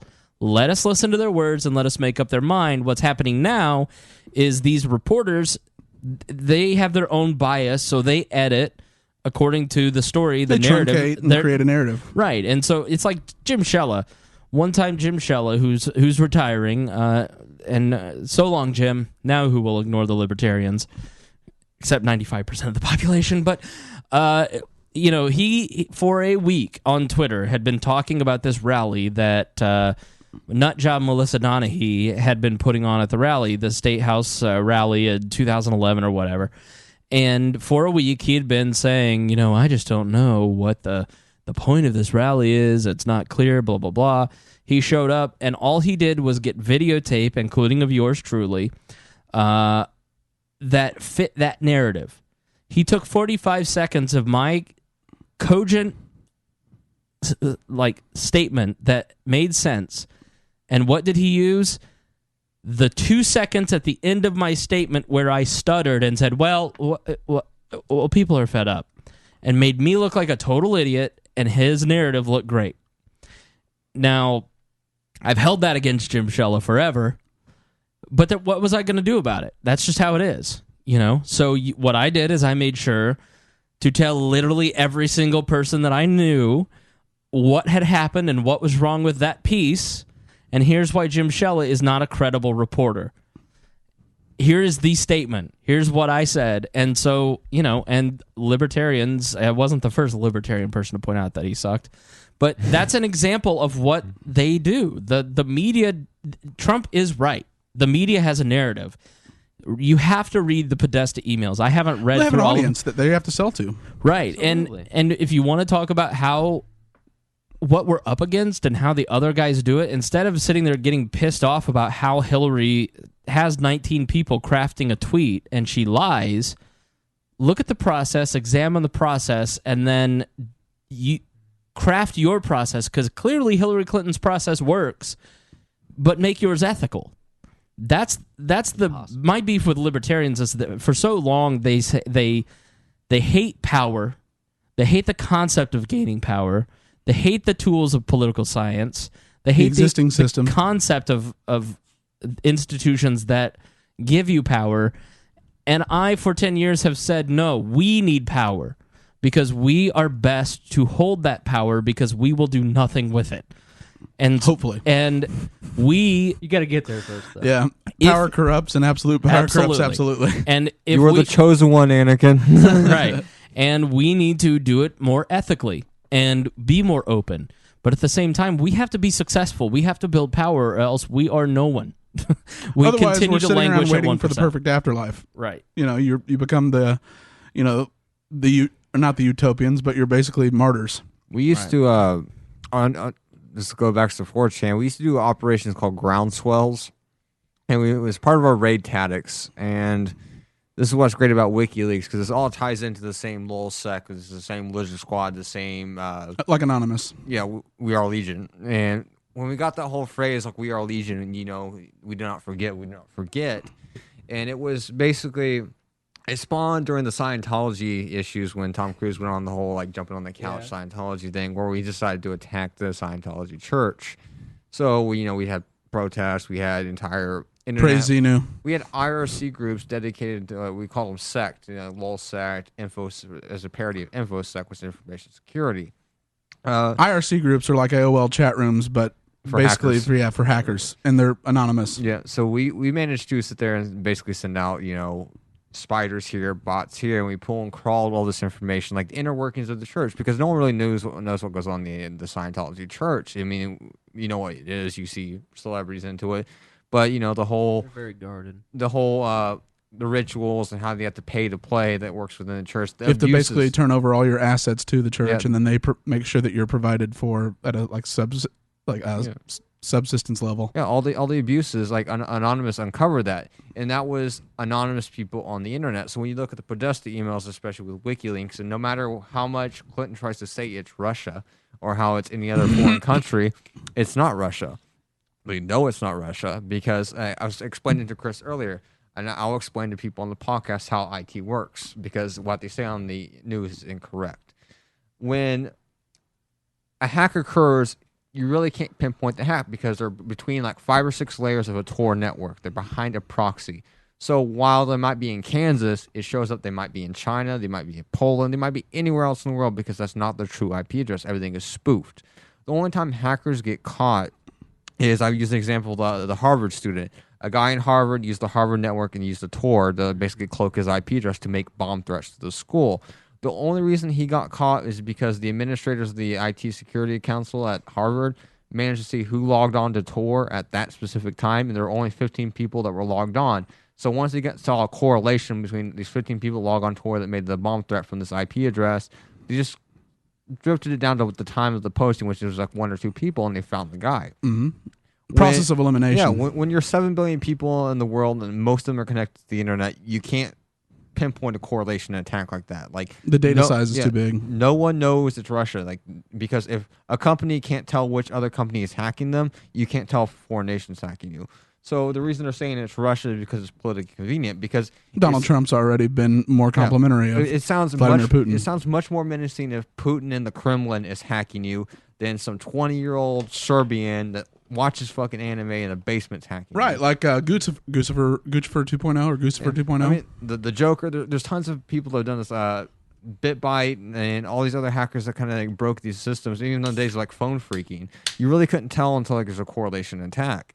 So, as these internet groups operate to this like standard where, we sit there and we pull information that's not easily obtainable, the media panics about that. Like when you look at CNN, like, well, only we can report that. MSNBC starts running these Russian stories. They're freaked out because they're not controlling access to the information. When it's so easy because your entire society is so interconnected that you can pull and hack and crack information, disseminate it, put dead man triggers where like if there's no bottleneck on it. They're the gatekeepers. Yeah. They have no control anymore. Yeah, so like when Anonymous was doing all this, when we were doing all this stuff in 4chan, all these raids. When you say we and then Anonymous, you're no longer anonymous. No, it's a term. It's the term we use. I'm speaking of them as someone else. It's just a what general you term. witnessed, It's the 4chan. Everybody's anonymous. You don't have a name on there, so they're all. That's what you call yourself. My username C Spangle. Is that a problem? Yeah, you're a trip fag. Yeah. What? People that use names as opposed to the anonymous handle are called trip fags because you're using a triple name just to say, well, I'm not anonymous, this is what I am. So we'll make fun of you for that because you actually took the time to register. But get the fuck out, Spangle. As we look at these correlated attacks, Not welcome again. Story of my life. Not even allowed on 4chan. Nope. That's rock bottom. I mean, like if the government does not get a control on the internet and like tighten it down like China does and cut international cables like that, like the problem of hacking and getting information is going to escalate, especially after Clinton or Trump wins an election with the information pouring out. Because all it takes is one guy that's ticked off to leak that information to hackers, leak passwords to get that information and it gets disseminated. It doesn't matter if CNN doesn't report it. Because it's going to get shared on 4chan. Absolutely. From 4chan, it gets shared on Reddit. When it gets on Reddit, it gets on Dig. When it gets on Dig, it gets into every single Facebook comment that ever post that dislikes this person. So what started as like a one hack within 5 hackers just fucking around the server turns out to be 300 million people viewing it through different media channels. That they'll probably believe that because it makes sense. Because when it hits that level, then the news is going to report out. They have to. It was like last night with the most recent WikiLeaks dumps for Hillary Clinton, and that clearly that Bill Clinton's personal income is intertwined with the donations from the Clinton Global Initiative. Yeah, the WikiLeaks. These people don't understand it though. People can't conceptualize why that's important. That's why it isn't having the impact. I don't think on the election it should, because nobody is explaining it. Because here's what's happening. If you read The Economist, if you read The Washington Post, if you read The New York Times, if you read Clinton Cash, you understand exactly. What Clinton Cash did was brilliant. They put out a graphic novel, and it took me an hour to read at Barnes & Noble. I didn't pay for it. I didn't pay for it. True to libertarian fashion, I ain't paying for it. They put out an hour-long documentary, and not enough people watch it. You know who watches it? People in their own echo chamber. What doesn't happen, the reason it doesn't go viral is because it isn't a sex scandal. It isn't pussy grabbing. It isn't like Colin Powell said, still dickin' bimbos. It isn't easily mockable on Saturday Night Live. It isn't the people that make this anti-Trump shit and Aleppo shit viral are liberal leaning. They're college-educated whites, generally, or college-educated minorities. They're tea-sipping neckbeards. Right, and they have they're my peers who understand Adobe Creative Cloud fully and can produce a 2-minute viral video. They love Avett Brothers and Starbucks Wi-Fi. That's unfair. The memes are so dank. But that's where the alt-right has become a powerful force, is that they have the ability to create memes. They have the ability to create quick viral videos. The problem is they're supporting a cause that to the majority of the population sounds racist as fuck. Mm-hmm. What we're talking about is, how do you take the Clinton emails and put it into a 2-minute viral video? You do it with political satire, and it has to be good. That's why if you're Remy from Reason, everybody knows who that is, because he's like the only one who does those kind of, It's why the Hayek versus Mises rap, or was it Hayek Hayek Keynes economic rap battle. That's why every libertarian knows it, because it's funny and creative, and somebody put $10,000 into production and made a viral video that taught people about who this was, and more people saw that than have read End the Fed. I promise you, by Ron Paul. It's funny. And it's funny to think about this, is if you look at what 4chan is and you think about what these alternate websites, 4chan is essentially the heart of conservatism. And that's funny to say because it's a weeaboo website for you look at anime pictures. But the thing is, when Greg makes a meme with the Pepe, or Tyler shares a meme with the Pepe, or a Spurto meme, or May if you're Joe Ruiz and his parallel dialect. El Meme. But when you share those are actually really old 4chan memes that they were dropped like 6-7 years ago. But because of Poll, which is a board that's about 3 or 4 years ago that was added for political discussion, and kind politically incorrect. Yep. It's 4chan.org /POL / People get upset about politically incorrect. The whole alt-right momentum is not because of Trump, because people like to think it's Trump that caused the alt-right. No, it's all these disaffected, grumpy 20-something-year-olds that like to shitpost on 4chan from Poll that caused the alt-right. So when they're sharing all these 4chan memes, they're saying stuff like Kek. Like I watched Greg say Kek. I said Kek is from World of Warcraft from 2004 when you were an orc and you typed LOL because it didn't want the factions to talk to each other. It jumbled up the words for you. Mm-hmm. It came out as Kek. Mm-hmm. So when people on 4chan saw that, because they also play video games, Kek became another thing for LOL. So now you see Kek going out. So it's like Shibboleth for Christians. And that's the power of the internet. Is like one little politically incorrect board where it's just a bunch of like storm faggots just talking about Nazism all day. Yeah. There you go again. What? They are. That's what it's called. I'm using the term. Okay. Bundle of sticks. Right. Yeah. There was no vowels in that. Yeah. It's that's how FGTS. People Okay, underestimate how powerful the internet actually is. Mm-hmm. And when a frog meme or a word like Kek is so profound that I can go to any conservative group in Facebook and I can see that Pepe meme, I can see the Spurto memes, I can see people talking Kek, I can see Aaron Ewert fucking shit posting on Facebook all day. I know that that's all from the internet. Like, Aaron wouldn't be Aaron without the internet. If Aaron was just like a normal, like, this is Becky, this is my truck, these are my kids, he'd probably be chewing tobacco, drinking Budweiser at a bar.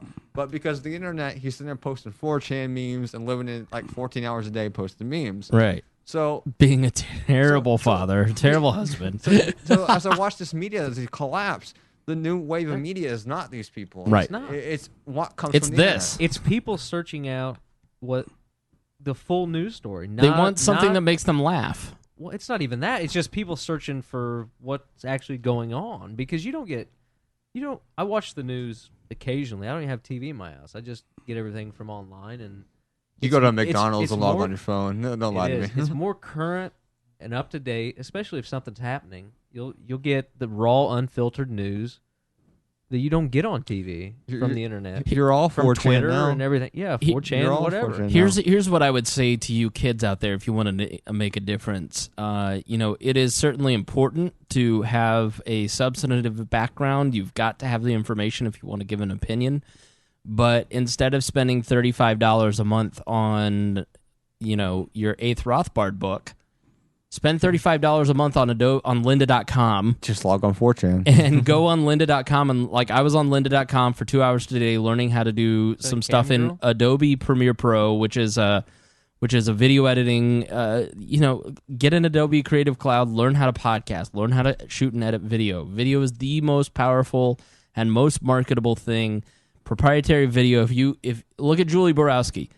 Julie got a $150 lighting kit, a $500 camera, and went to town.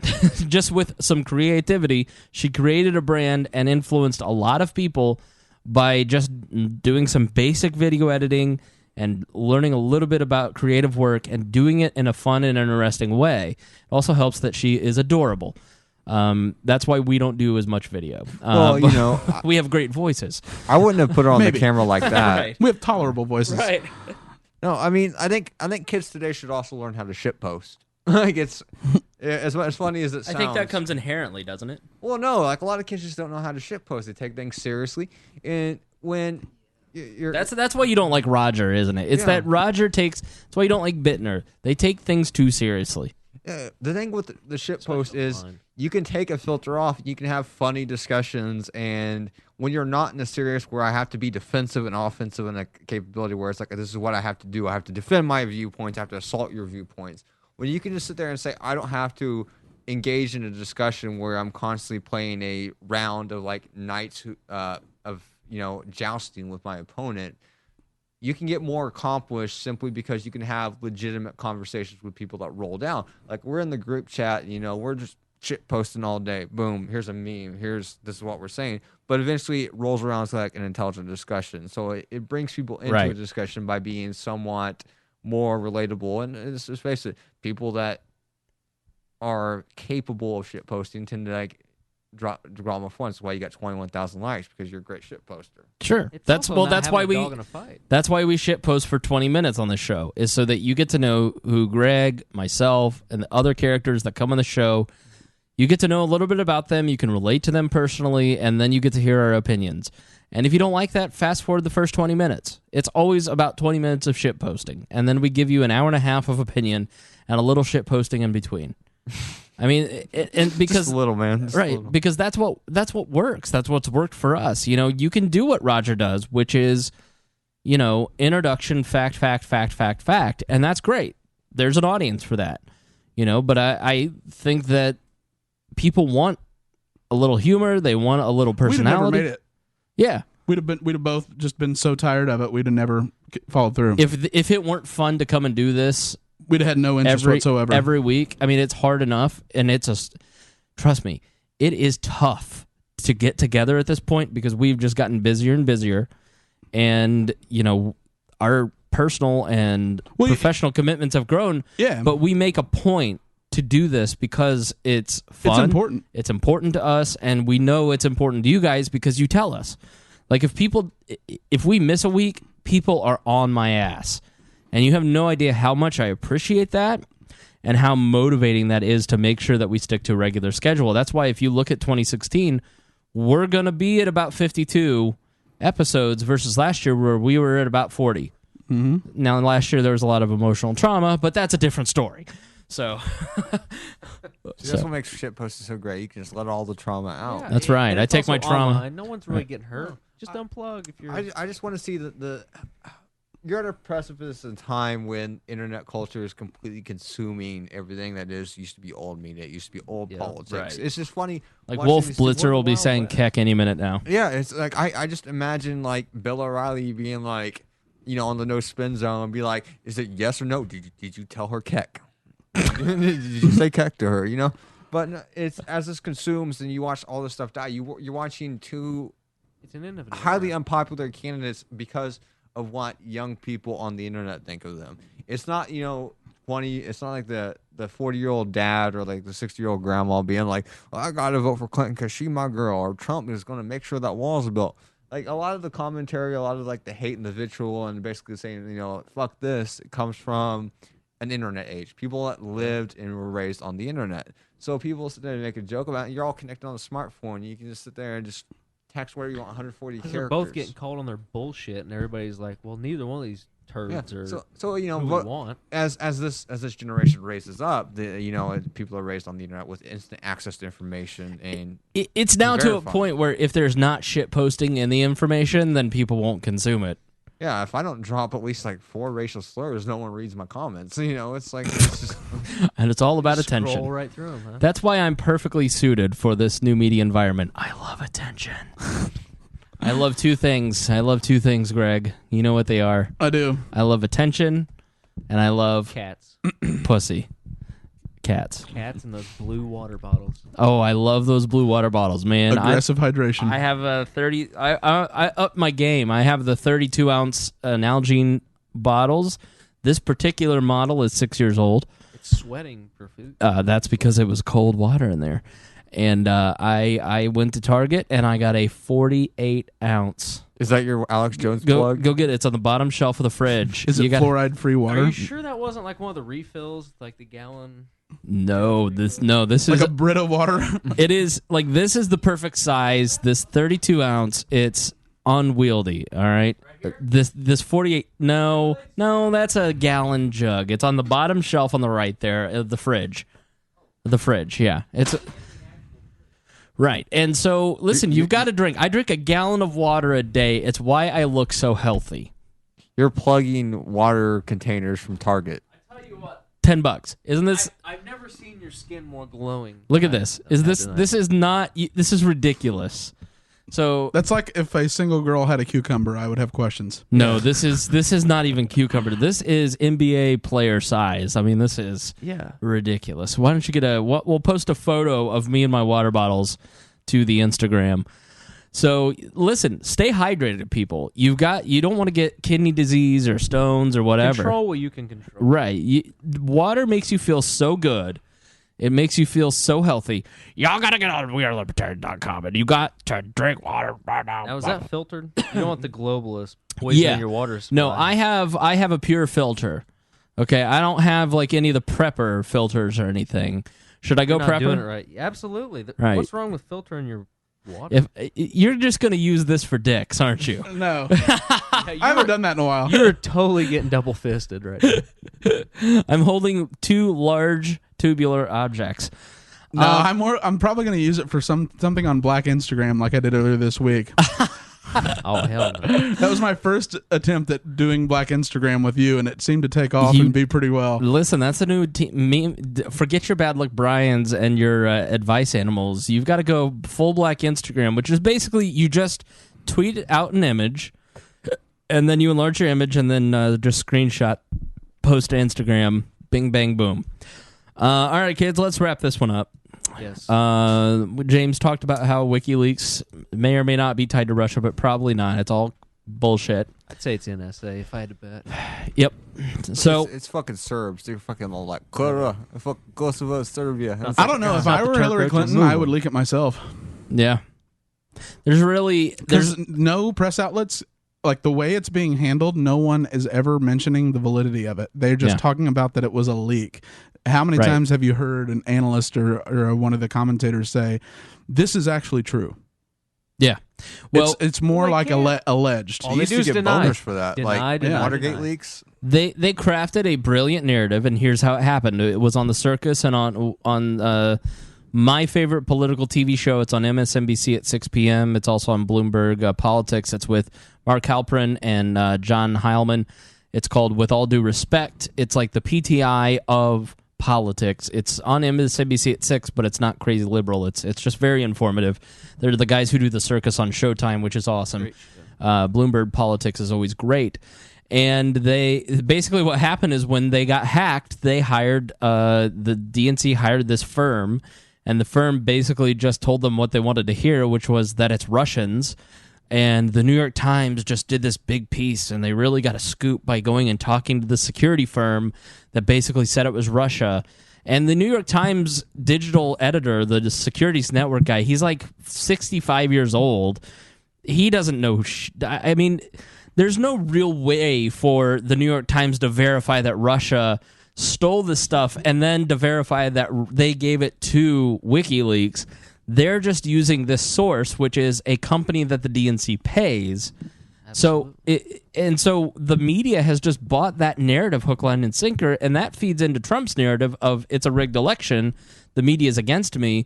When the media doesn't report what's in the emails, when the Clinton people verified that they've been hacked. I mean, this is clearly their emails. They're all talking about it. They're all embarrassed. They're preying on your ignorance. Okay, Right. Like you know how to work a computer, you know how to get on Facebook, you know how to do all that shit.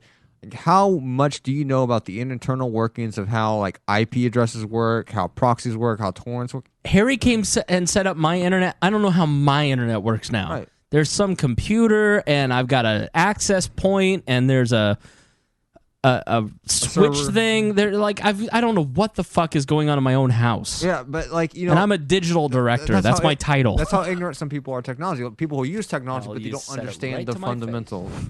And there's no IT person alive that believes that's Russia. In fact, if some help desk person came to me, I'm like, why are the files missing? And he's like, well, it could have been the fucking Russians. I'm like, you could have been going to the unemployment office, get the fuck out of my office, because that's the worst answer you could ever give me, because there's no validity that you can prove it's Russia because of how torrents. That's such even then, every fucking firewall that we put in, Sonic Wall, Cisco, Barracuda, we block stands. We block Afghanistan. We block Kazakhstan. We block Russia. We block China. Everything Seems kind of blocked racist through those firewalls because they know where the bad hombres are coming. It's just because people believe that Russia and North Korea is hacking you all the time. Yep. So we block those ports automatically every time a firewall comes out. It's the default setting to block those servers.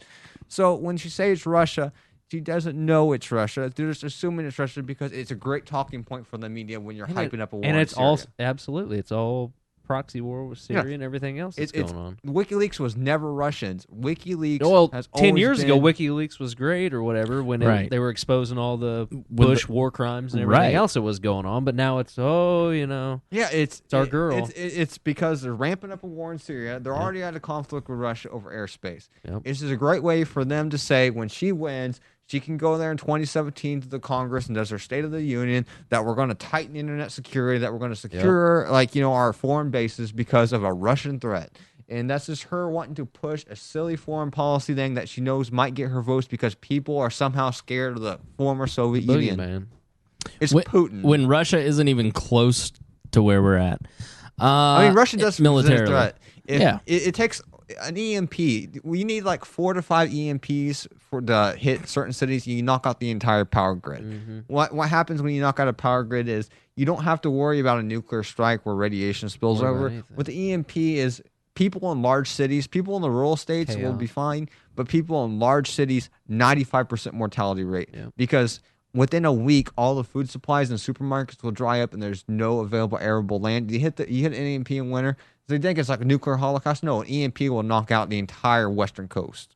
So, she's building this up and she's sitting there trying to make it into a foreign policy thing that we need to sit there and be tough on China. We need to be tough on Russia. Well, why not be tough on Russia? Because Russia is trying to move into the Crimea. It's a new foreign power moving into a port that the United States wants their own allies and territories.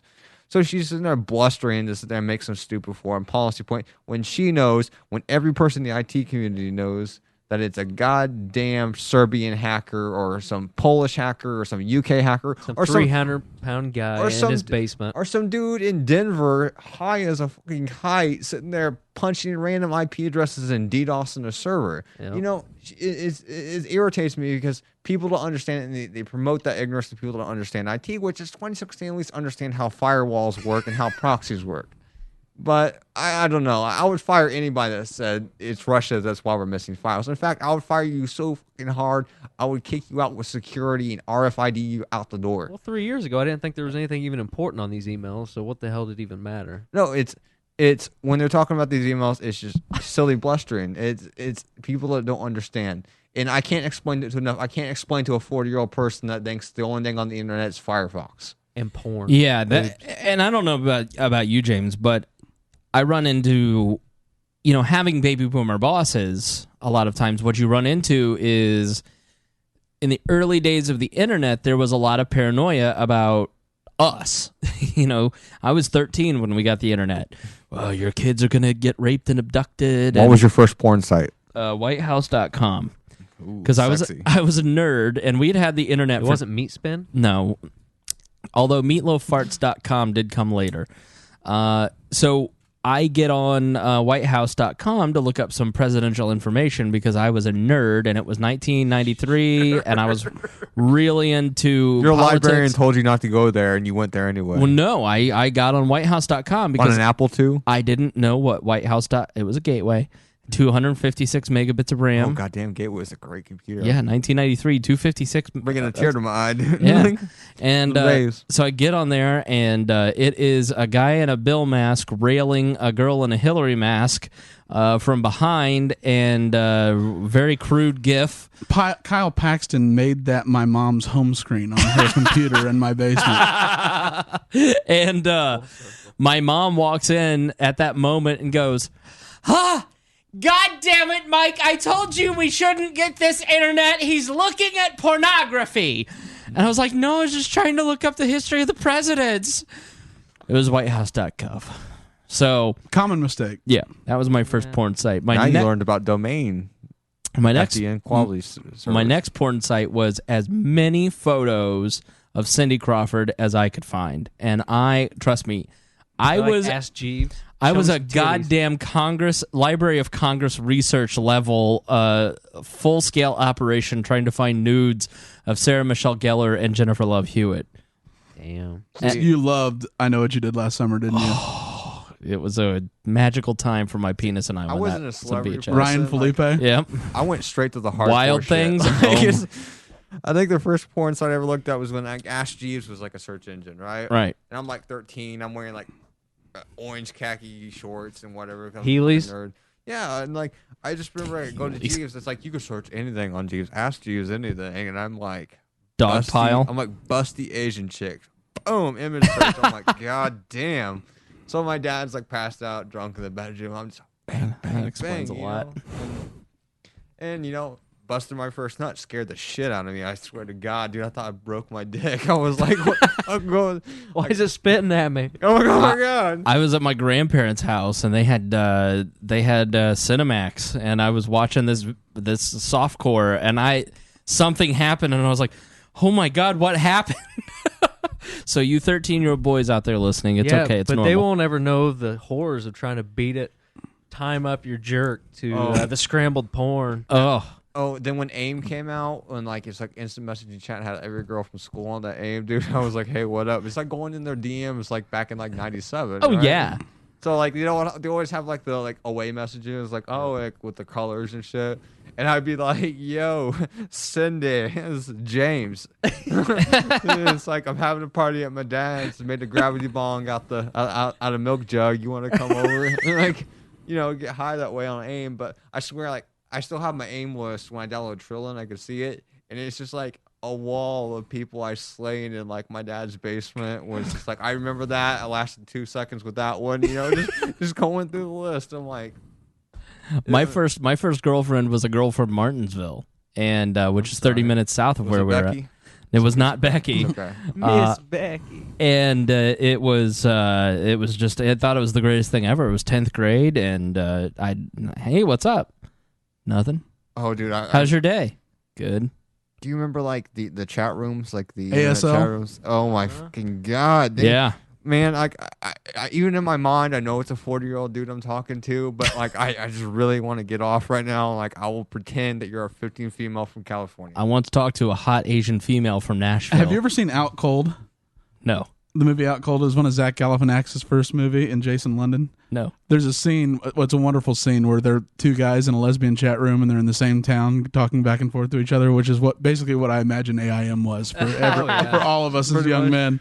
Then when MySpace came out with all those emo girls off MySpace, the scenes, like, you know, like the fucking hair and the bow and the raw and stuff. Oh, yeah. And dude, like MySpace, I swear, me and my friend were like in my room and we're just like, dude, what are you going to do today? It's Friday. We got nothing to do. It's like, well, my cousin got me like a bottle of Arenado's tequila, and I'm like, so what we're gonna do is we're gonna sit here on MySpace, click on every profile that says the like little online thing that put out the little signals and stuff. Be like, just hit her up, dude. She got a friend, hit her up. Cool, she's down. Meet us at the park. You know. Did you ever have the party chat rooms? It was basically like voicemail on steroids. Oh yeah. The party chat lines, and me and my friends got hooked up with some group of girls in Michigan. And would like leave each other filthy voicemail messages when we were like 14, I will forever remember this one that I will not describe because I'm trying to change my ways. But I became a man that day. I became a man from Michigan. Some girl from Michigan. Yep. Interesting. Gentlemen, I've got to roll. I've got a basketball tip off. All right. Yeah, let's that's wrap right. it up. All right. Yeah. Final thoughts for the episode, Tyler Weiss. I think it was pretty enlightening, and we got some shit posting in. We've got some election coverage. I think we got pretty some good. Beaten off. Yeah, I think we explained how Wikileaks and like why it's not from Russia, or how we couldn't actually prove it if it was. Yeah. Nease filled it in a succinct way. Yeah. That you wouldn't have got anywhere else. Nope. In true Neesian fashion. Listen, dog. James Nease, final thoughts. I think this was a good episode. Like, we just spent like 20 minutes talking about like masturbating on the internet back when like AIM was the thing. I mean, any podcast that ends with nostalgia like that, because there ain't a dude alive that hasn't logged on to AIM hoping that girl sitting there is not away or hasn't logged on MySpace and been like, damn, she's got like this really fine ass fucking bangs. Video porn when it first came out in like 2003. Oh yeah, 2.5 hours for a 30-second clip. Oh yeah, bro. Mom, I'm still downloading that Pam and Tommy tape on what was that? Napster. 95. It just LimeWire. The photo would My mom's load. like, I gotta get it on the phone. The photo would load and it boop. Yep. Boop. You're like, boop. I got a titty. Oh, I came before I even saw a nipple. And then you got all the way down and it was like, oh, she had like a strapless bra on. You're like, damn it. Yeah, pretty entertaining. Wasted time. Pretty entertaining episode. A lot of like keks, and then we going on the internet rant because people. You dropped an N-bomb pretty early on. Yep. I mean, you got to start strong. I mean, if you're gonna shit post this podcast, either go hard or go home. Go hard or go home. I mean, it's gonna be bleeped out. You went full David Duke. I mean, are you streaming this live? Oh fuck no! I'm not streaming live when you're here, especially not now ever. I just wait for the like, and then they called her a beep. Beep, beep. It's like, what did you say? Technical difficulty. What did you say? I just said he's a cuck. But no, like I think it's a good one. It's always good to, especially because you guys do like several serious ones in a row with some like just smart people. Yeah, smart people. We need to do one. I want to do one with Nease. I think it'd be fun to do one that flushes out all the variations and strains of libertarianism. Oh, it's fucking ANCAP. Which one's going to syndicalism and mutualism, libertarian socialism, heaven or helicopter. We'll call it that. Based Hoppa. No, it's like I was telling like in that chat sometimes. I think what would help this podcast a lot is if we do a lot of like interest. We talk about politics a lot. I come in every now and then. We do more of these every now and then. But, you definitely branch it on different things. We talked a lot about computer hacking today. That's not really... it's definitely a political theme, but it's definitely something that's different. And well, it's relevant now because now, it's the fact that it was a leak has questioned the validity of something that should be way more impactful in a presidential election. I mean, people like they edited the leak. Right, they're acting like it's lunchroom gossip rather than fact. Right, no news outlet talks about the leaks and what was in the leaks without tying it to Russia and compromised validity. CNN even said it was illegal to view them because they were stolen. Right. They're like, what the fuck? Just not even remotely true. Do you even internet? Yeah. Right. All thing I can say about that is like, if you like talking about hacking, just like Stone Cold Steve Austin said, give me a hell yeah. Hell yeah. Okay. Greg. No, I've enjoyed it. What the fuck? I would have never thought that we'd have a Stone Cold reference. Stone Cold E.T. That's why you never know. That's why I have me some cheeseburgers. It's a Texas rattlesnake. Can I get a hell yeah. When Nease came in to the party in 2010, I want to drink a beer. I want to drink another beer. Sam Goldstein couldn't try to get rid of him quick enough, and I was like, no, he is the future. He's a mad genius. He's a mad genius. We need him for the keks. I just dropped a Stone Cold reference. I mean, like, there's got to be like some like 30-year-old dude like listening to this podcast who's like has a Stone Cold shirt on. Come back. He comes back all the time. And, like it's great because like out of any wrestler, no one has a bigger pop. Like when Hulk Hogan comes out, like yay, it's Hulk, or it's like The Rock comes out, like yay, it's Dwayne. But dude, when you hear that fucking glass shatter, I know. It's like, and people are dude, that was my middle school experience. I was so stone cold. We need to get a gif of him clapping. We do. Wait, didn't he? What was it? The very first Spangle meme I remember that was a paint meme by Nease was you yelling at the 500 in front of the Twin Towers, and then you, I think, stone cold stunning somebody or being stone cold. No, the Hulk leg drop was in it as well. The Hollywood Hogan leg drop. Between him and I laughed so hard because it was the shit meme before shit memes were cool. He went into MS Paint and he had the Twin Towers exploding, and it was a Hulk drop. And I was in front cheering it. It was the first real like meme I remember. Maybe one of my favorite Spangle memes of all time is the meme that Nease did of me, where he dressed me up like some sort of like anime kitty, and it said, "I just want to be left alone to do my photo art." there's a legend memes. Dude. See you, Tyler. See you, Tyler. See you, Tad Western. But yeah, all right. Good luck. Fuck, let's just do a Go whole... drop some J's. Let's just do a whole show on Stone Cold Steve Austin. We could talk about Stone Cold Steve Austin's career, about how he made the fucking 90s great again. I mean, like, between him and Nirvana, it's... Dude, wrestling in our middle school years up until the very, like, my freshman year, I still remember 7th grade Halloween dance, the Rec Night dance. I was, I was Scott Steiner, and Jeff Newland was Buff Bagwell, Big Papa Pump, and Buff Bagwell, NWO. It was amazing. This is what I'll do. I should run for vice chair of the Libertarian Party, and like my interest will be the Stone Cold thing. I'll just come Stone Cold, whoever's running against me, dude. Just come out like fucking beard. Hit him with the stunner. Yeah, just fucking go up there on the podiums, just do it. Brandon Van Hook has some very embarrassing Spangle videos of me like doing wrestling. I mean, did you and your friends do wrestling? Are you kidding me? I once took Patrick Sabo and did the tombstone, the Undertaker tombstone, onto a cement floor because he wouldn't shut up. And Dwayne Gibbs, as soon as like he was done, Dwayne Gibbs came flying off the couch and hit him with the people's elbow. It was amazing. We Van Hook and Nate Zupan and Matt Gillette, it got elaborate. Like we turned one of the bedrooms into a whole wrestling ring, and I had an intro to Led Zeppelin. It was amazing. Well, then N64 came out, and they had the wrestling game. Yeah, and so it would just turn into night, like entire nights where it was like, yeah, you want to go to the football game? And it'd be like, no, I don't. Like, I'd really rather do this, and then we'll reenact it and get the pay-per-view on Sunday, and it'll be epic. Gillette and Brandon they never played the game. All they did was go and create us as characters in the game, and like Matt is not a genius at much, but when it comes to creating his friends in WWE wrestling video games, he's a true artist. I mean, it looked exactly like us. And that was the WWF, WCW days. Like, when you had Nitro and then Monday Night Raw, and then Eric Bischoff came out with Hulk Hogan on WCW and NWO for the first time. You're like, my world's blown. And then the one time the Ultimate Warrior came back for that one night on Nitro, it was the greatest experience of my adolescence. Wrestling Max the shit posted, because I watched wrestling like 2 nights ago when it's just week. The Attitude Era from like the late 90s, early 2000s. I'm like, that was just like, it's like whoever was making the story plot lines of that was on crack cocaine. It's like, we should have like a funeral,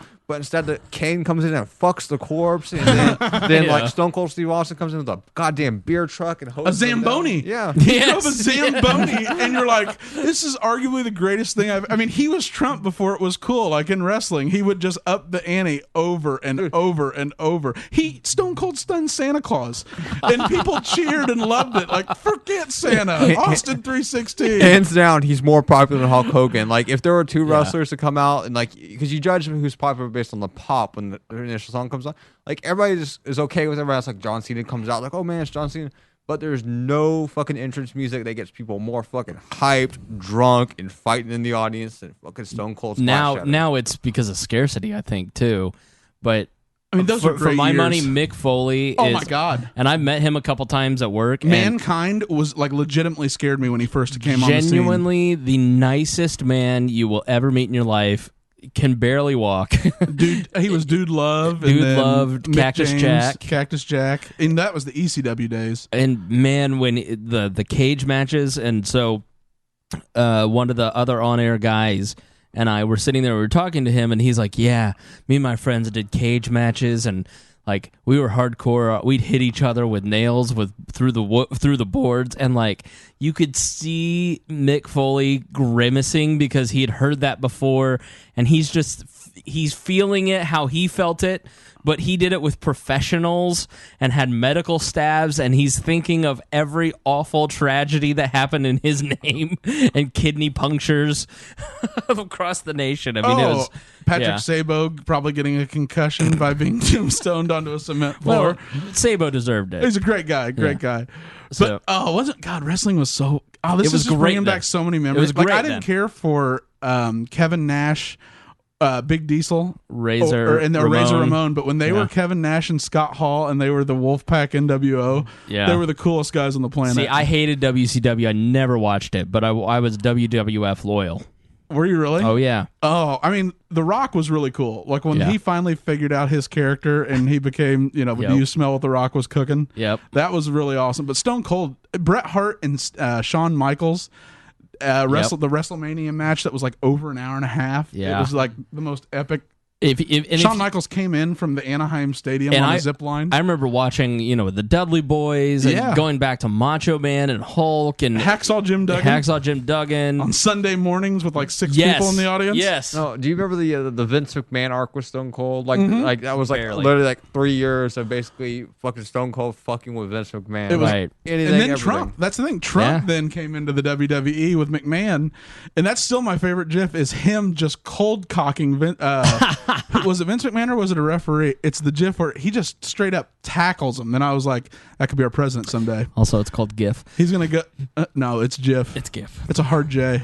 So, like jogging. So we got to wrap up. What final thoughts for the episode? No, I'm sorry. I could talk this all night. I could do a wrestling podcast. He had no beat-off stories, but the second we get to wrestling, he's all over. He's coming right now. There ain't nobody on this podcast that's not going to agree that Stone Cold Steve Austin is the greatest of all time. He's like the fucking Babe Ruth, the fucking throwing chairs and beer in people's faces. Texas Rattlesnake. No, my favorite is Mankind, and I'm sticking to it. Oh, he was so creepy. And Hulk. Man, Hulk. I bet you got excited when The Undertaker had the rolling. You're too young. How old are you? I'm like 29. 29. I'm 33. So I'm just barely old enough to remember Hulkamania in the early days. It was the shit. Legion of Doom or bust. See, like the Hulk I remember is Hollywood Hogan. And when I heard Voodoo Child, on the first night I heard Voodoo Child, and he came out on WCW Nitro with Eric Bischoff, I was like, Jimi Hendrix is the greatest singer of all time.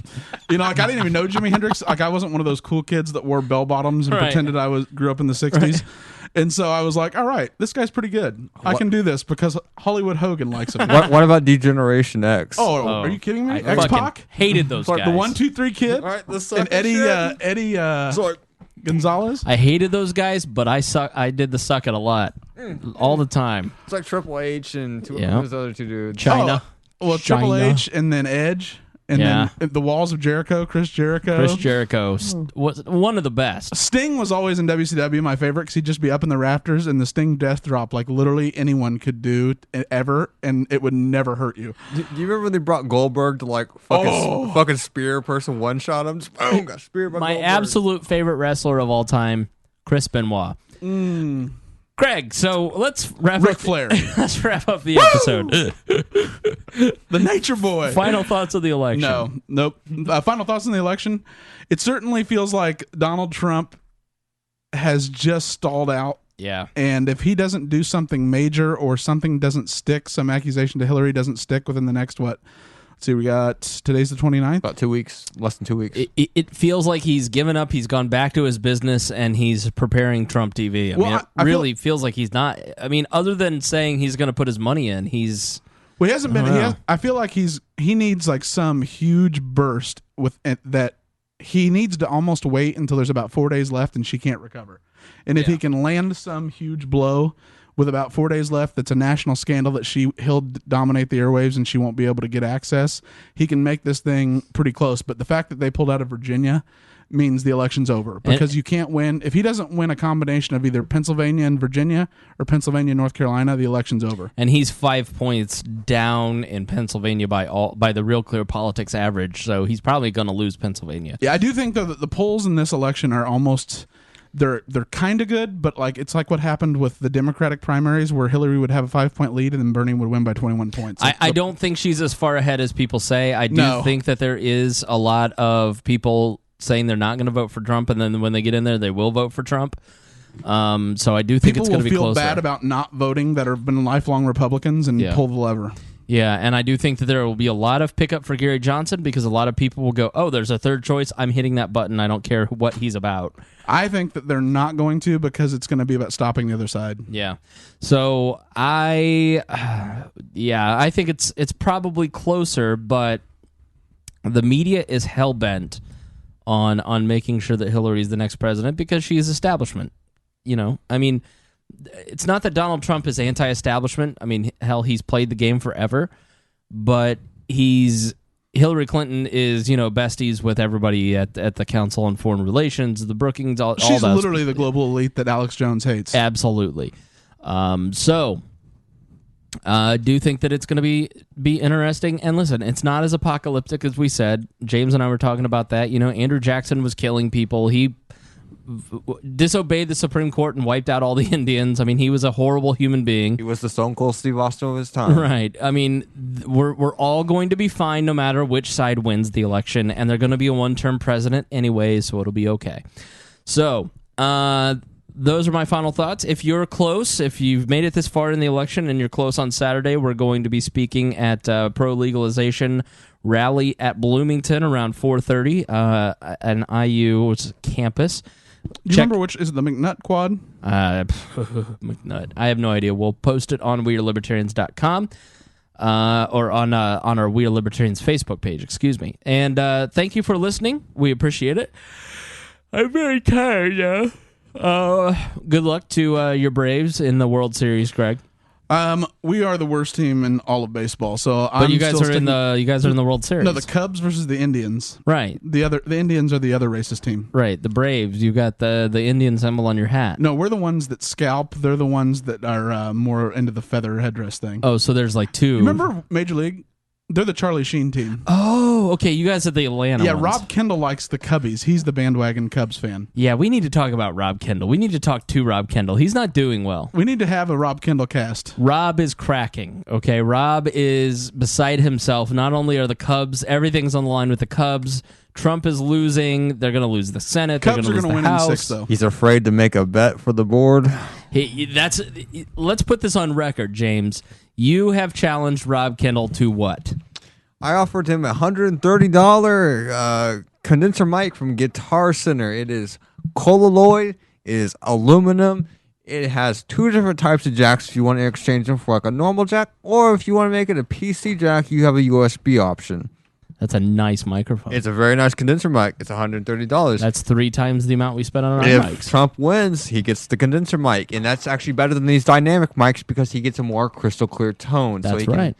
But if he loses, if Clinton wins, he owes me his famous board, his $50 board, his tiny little board. Tiny board. Even among Republicans, I'm just.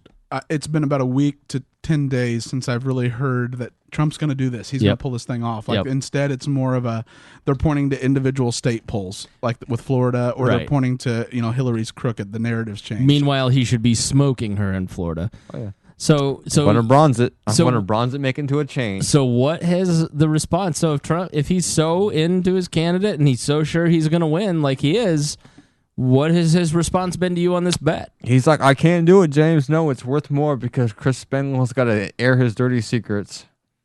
Is that what it was? I have no secrets. I just talk in this podcast alone. I talk about your lies, Chris. Well, he says that I'm lying about Trump by saying that he sexually assaulted women. Which and he will only take the bet if I apologize for lying about Trump's sexual assault. Well, that's already losing the bet. If you already apologize, say if Trump wins, you apologize. You go on record, and I don't know. He said everything's been discredited. How could you say this about Trump? I've said because it hasn't been discredited. Just because your cult leader says it's been discredited, it doesn't mean it's been discredited.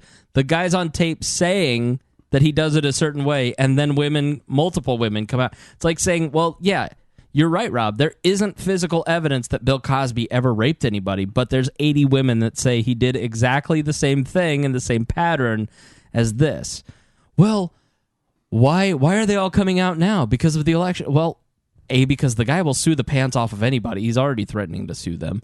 And there's strength in numbers. And B, like, your other argument is that Bill Clinton did the same shit. Jennifer Flowers, Paula Jones, they all came out in the 92 election. Which isn't a counter to it. It's just, they're bad too. But we know the Clintons are the worst people in America. Right. We've known it since he was elected. Do you think that it's right or wrong? Oh, well, I don't believe it. Okay, if you don't believe it, that's fine. You're more than welcome to believe his story, but I'm not going to apologize for believing women when they say they were sexually assaulted by a man who brags about sexual assault. No, because you accepted about Bill Clinton. I totally think Bill Clinton did it. Yeah. I totally think that he's a rapist too. Right. I don't think that Donald Trump is a racist. No one has made that claim. But Bill Clinton, that claim has been made, and I could totally see that situation. Yeah. You know what I'd actually love to see? Gary Johnson has very little time left. Mm-hmm. We don't have much time. It's gonna, and the momentum seems to be sucked out of the room, especially with Weld going rogue. I'd love to see him announce that they're going to do a press conference together, and they're going to endorse one of the other two, and then just give a speech leveling into America, saying, "What the hell's wrong with you?" Like how Trump says that I'm going to do this, and then it turns out it's all of Bill Clinton's women sitting there. Yeah. Like totally hack the press somehow with a misdirect and do it like in Washington, D.C., do it from the state, from in front of the White House, some very visual, powerful image where the press will cover it and he sits there, and instead of giving him what he told he was going to give him, which would, if they were pretending to endorse another side, I think that would get the press there and then deliver a speech about what they believe and why they're the right choice on Election Day. Absolutely. And I'll tell you what, because Gary has been really strong on the Facebook Live videos that I've watched on his page. I saw one the other night, and it was super strong. I mean, This is his closing moments in American politics. And that's why it pisses me off about Weld. This is my final thought. Weld, these are the closing arguments. These are when you tell us why we should vote for you and what you guys will do differently, not why we shouldn't vote for Trump. And that's why people are pissed at you. And we don't have time for your bullshit. So no one cares that you're scared. No one cares that you hate. Yeah, no one cares that you hate Trump. We all hate Trump. Even the people who are voting hate Trump. And you are making us 30% of the people that will vote for him on Election Day will hate him. Right. I mean, so it's just like, man, is anybody going to the polls happy about their vote? And that's the thing, is libertarians should be. The majority of Americans should know that Gary Johnson is the guy with the vision, the path forward, and they'll never have to apologize for it or feel bad. 100%. Instead, it's, Donald's so bad. The orange-faced buffoon who's going to beat me by 55 million votes. Like, come on. Sell yourself. Be a leader. Right. All right, thank you for joining us here on this episode of We're Libertarians, the episode that just won't quit. Thank you for joining us. We will see you next time, and as always, we promise to do better next time. Thank you for listening to the We're Libertarians Network. Get our other shows at We'reLibertarians.com.